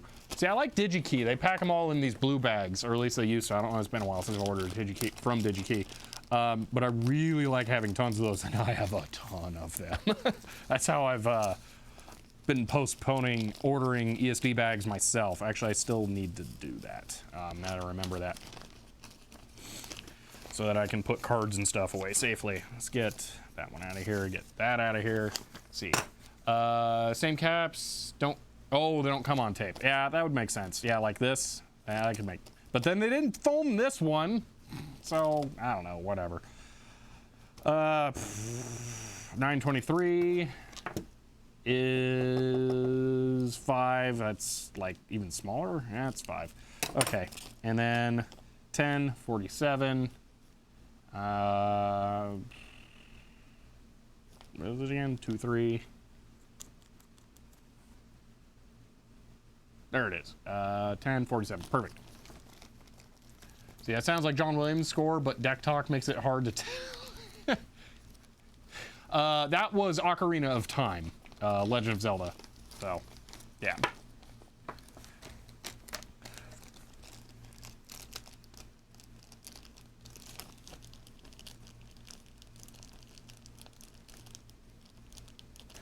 Uh, 942 and 43. Okay, 16 millimeter. Good. And they should be 25 and 1000. They are 35 and 1000. Close enough. So this is kind of annoying. This is not anywhere close to their fault or anything. What is going on in there? Oh, that's those. Where is it? There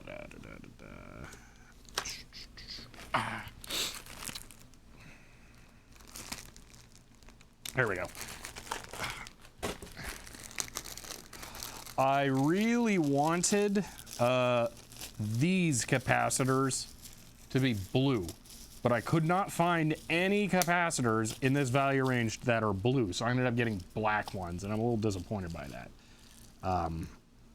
Oh well, because these go on a sound card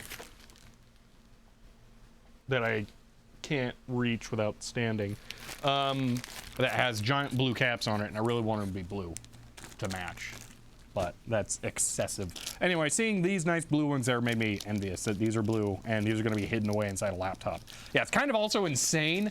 Those are going in a laptop. Like, that's a big capacitor, and it's going to go in a laptop. Yeah, you can't sort by color. Yeah. Blue caps, they do make it sound better. It makes it sound better right here. Tried recapping my PS2 Model 30 286 floppy drive, but it didn't work out. Digital Ice Age. Where'd you get the caps from? What is your list? It's not, is it the one from Caps Wiki? Because I have PS2 caps here that I'm going to be doing my floppy drive. Is that for the T1600? Yes, these are for the T1600. But these are for my IBM PS2 Model 30 floppy drive. So we might have another set to try here for exactly that. So the bipolar caps.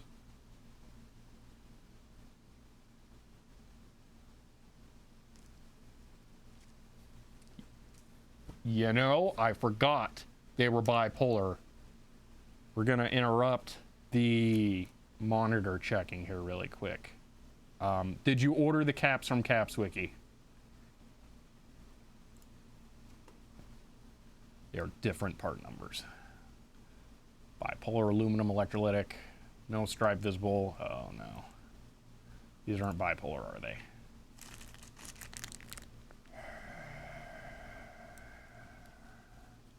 Oh, bipolar. These are bipolar. So these should be fine. Okay. 28 can ship immediately. All right, that was properly spec'd, it looks like. 4.716, 4.716, 4mm. 4mm. Okay, that's probably good. So this should work. But yeah, we will be looking at that. Is that what your board looks like? So we'll check that out at some point. Not today. We're actually getting really close to done here today. I didn't realize time was flying by so quickly. But we'll be getting to that at some point.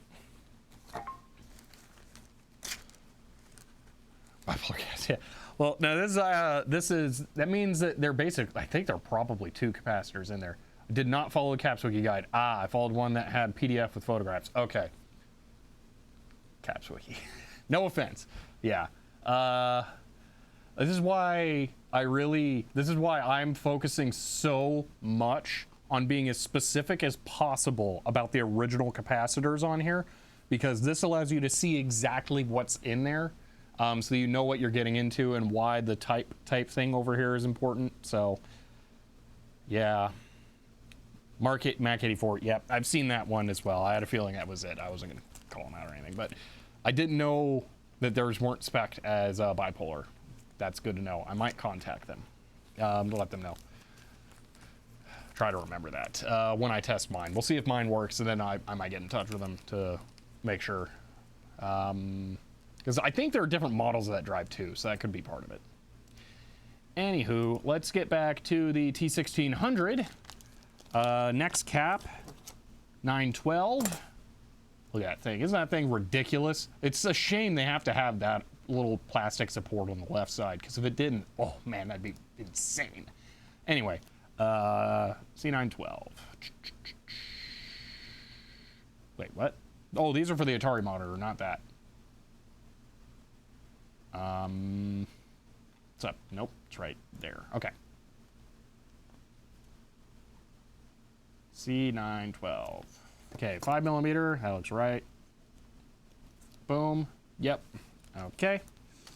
And they just say low impedance. So on it, it says 50 volt, 10 UF. 50 volt, 10 UF. Perfect. Love, love, love. Old Toshiba laptops is sitting. There it is. It's right there. So yeah, it's right there. Been waiting for me to get the caps in. I don't know that that's gonna work. So here's the history on that thing. I bought it at Savers for like $5. All right. Brought it home, plugged it in, and smoke poured out of it. There are no refits in it. So I don't know exactly what's wrong, other than when I finally opened it up and took a look inside, it looked like there were capacitors that leaked through the main power supply board and enveloped some resistors on the other side. So it's entirely possible that the resistors got hot from being shorted or something and then vaporized the cap juice. So that's probably what the smoke was, but I don't know that I'm going to be able to make it work. So these are C906. They measure as 10. So 906 is 10, perfect. And they are 50 volt 100, 50 volt 100, excellent. See, in a deep, serious voice, Twitch never notified me that you were live. Seriously though, better late than never. There you go. I don't normally do requests.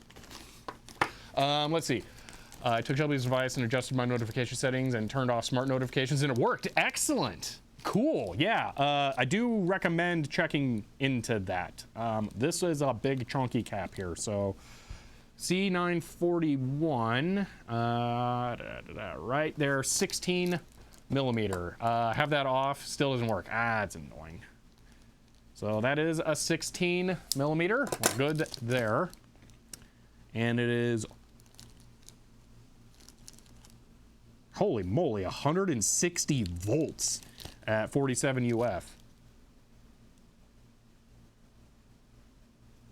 Really? So unfortunately, I didn't get good pictures of everything in here. Probably couldn't. So I'm gonna have to take that at my own word that that's what that was, because that's a weird value. See, I have Toshiba T3200 that had power supply board fail like that. No smoke, but plenty of cap juice. Interesting. Okay, my favorite collection, second to my Liberato, is a gigantic T6600C media laptop. Ooh, sounds interesting. So these are 514. They look like they're 6.3. They are. And up here, 514, 6.3. We're good. More 160s. Good grief. And one UF. Those are perfect. It's full on half height CD-ROM. That's awesome. And then this, which we have no idea what's in there. One capacitor, 511. They taped the bag shut and they put, oh my gosh, why? So excessive. It's a capacitor. Who cares?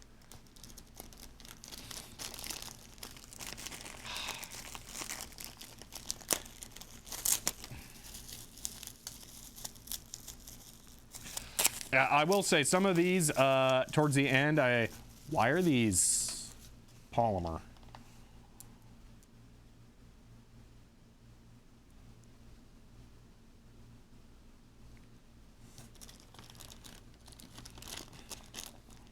They are aluminum electrolytic.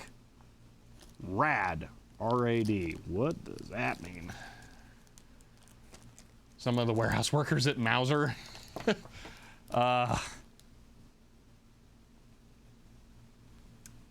What is going on there? So these are 511.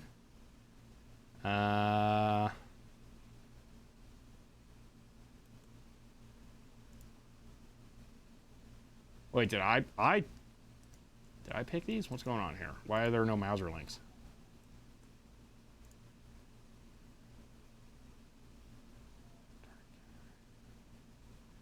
Wait, did I go through and pick all Mauser parts just for this? I may have.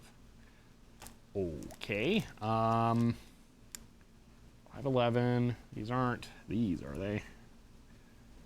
No. What on earth did I order? Yeah, radical. Yeah, radial. I could see that. But these are super weird. Okay. Huh. Well, all right. Hopefully that's fine. Shelby's getting, yeah. Pat Shelby as of like 6 days ago. Not that far. But that's fine, I guess. They matched all the other ratings. So sure. All right, that's monitor. Checked. So that's good. We're kind of at like the end of the stream here. I think everything else is really good. The 8-bit ones, totally fine. Sound card ones, it doesn't matter. The MC303, there's only one part, and that one's definitely good.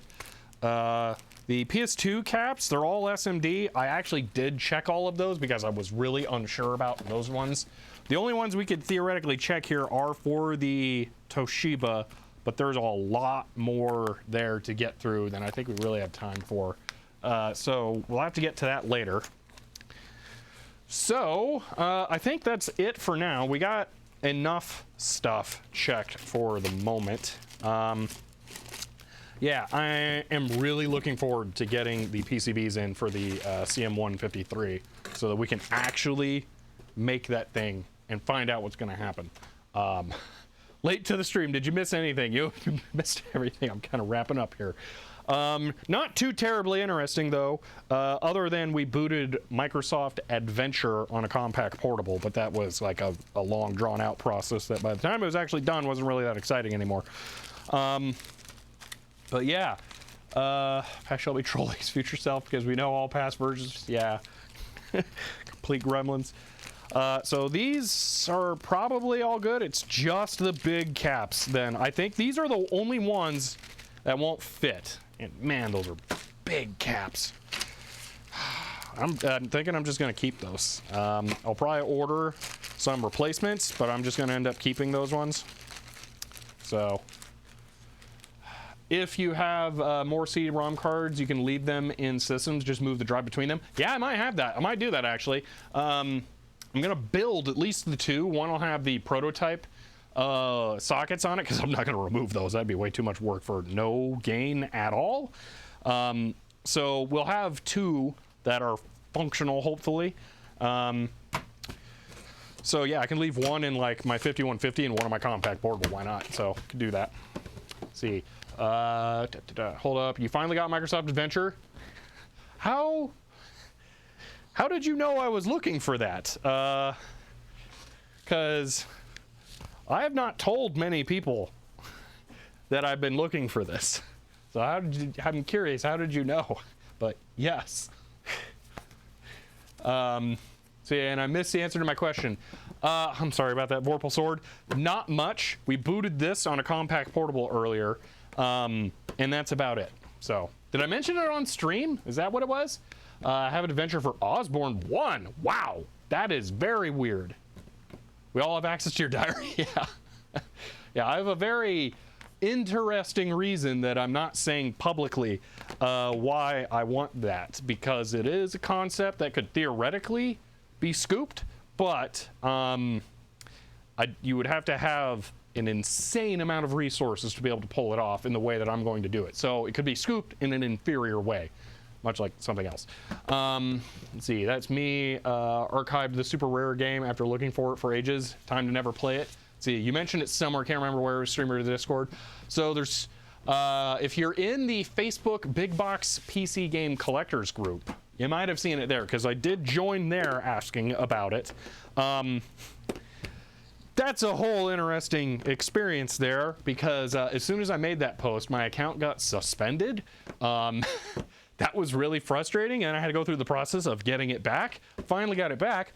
Logged into there like a couple of days ago to see if I got any replies, and then like an hour later I got an email, suspended again. So I have no idea what's going on. Facebook really hates that account for some reason, and that's exactly why I made an account specifically for the YouTube channel or the online persona, however you want to think about it, as a Tech Tangents account, because yeah, it got suspended twice now. I have not bothered to file an appeal for the second one. I probably should, but it's just frustrating because I don't want to use Facebook. I only wanted it just to try and contact the group. So I did also ask about it in Retro Techie Dreams. Yeah. So that was, oh, okay. If I mentioned, yeah, I may have mentioned the Facebook stuff on Discord, but I did post in Retro Tech Dreams about that as well. Commodore Z's Discord server. But yes, I did get one. So trying to pull a Foon a la 3D Movie Maker. No, we're definitely not going to get the source from that, or at least not through me. What I'm doing is going to require different things. So yeah, mine is very, very complicated. It's going to take a long time to make. Thankfully, I can work on it a little bit at a time. I want to get it done sooner than later. So yeah, congrats nonetheless on finally getting a copy. Yeah, it's definitely a big one to get. So yeah. Let's see, imagine Facebook wanting to get rid of you. Usually it's the other way around. Yeah, really.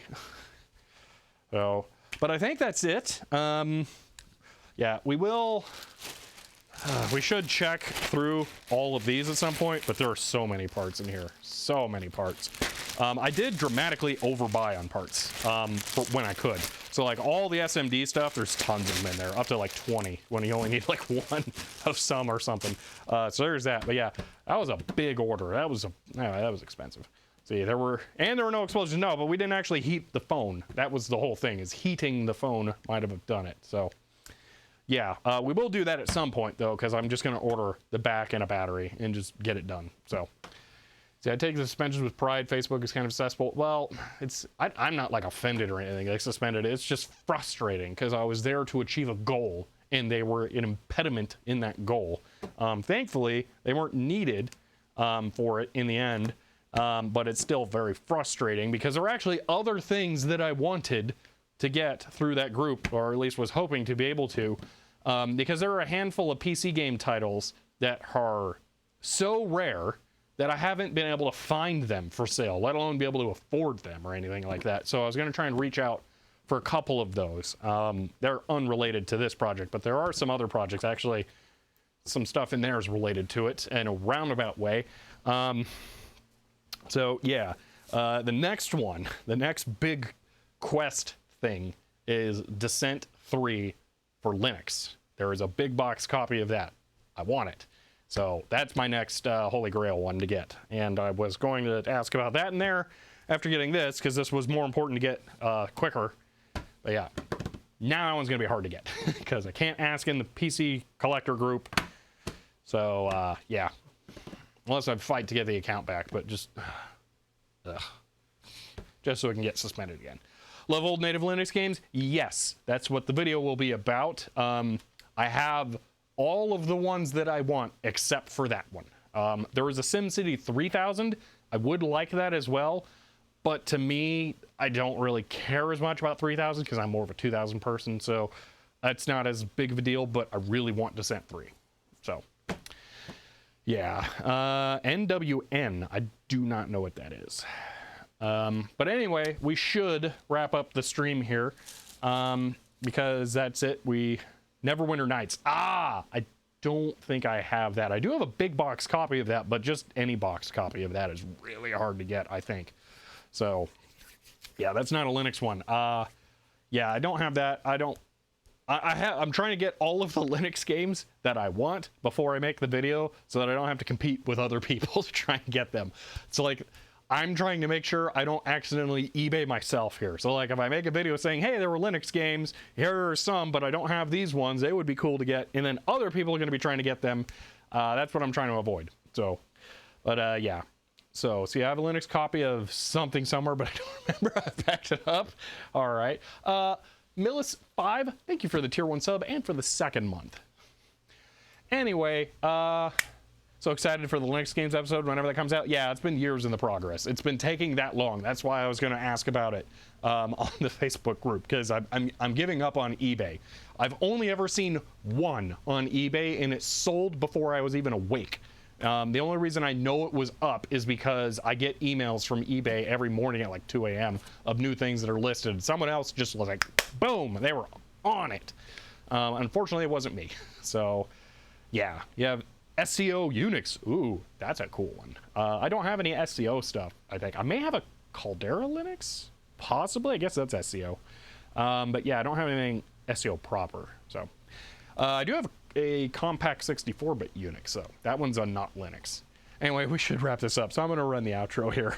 We're kind of done at this point. Goals are achieved. All right, well, I appreciate y'all being here. We will be back tomorrow to do something. I don't know. I have plans for things, but I guess we can actually, you know what? Should we do the IBM PS2 floppy drive tomorrow? I don't think there's any reason to not. Yeah, I think we could do that. So perhaps we'll do that. So we can try and get that going. Because I've never been able to boot the PS2 to do anything because it's MCA with the ESDI hard drive interface. It's like the most useless computer ever because it's not PC compatible despite being IBM. So yeah, maybe we'll do that. Then I can actually finally do something. Yeah, and it would help you, Digital Ice Age. Yeah, that's part of it. It's like, that's something, I don't necessarily know that I'm going to make a whole video out of that because it's just going to be replacing like 3 capacitors on the floppy drive, and now it works. But, you know, maybe. Get the MCA SCSI card. Yeah, I could do that. It's just, that gets me a bootable drive, probably.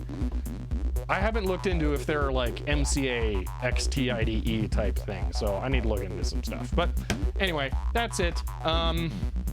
If you guys enjoyed this stream, you might want to follow the Twitch channel to get notified when they go live, and I recommend disabling smart notifications so that it might actually work, or subscribe to the YouTube channel where I upload the VODs.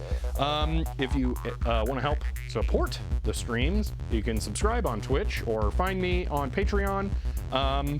But that is it for now, and I will see you next time.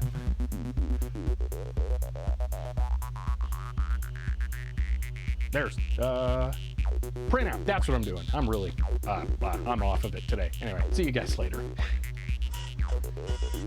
Oh yeah, it's still old. Oops.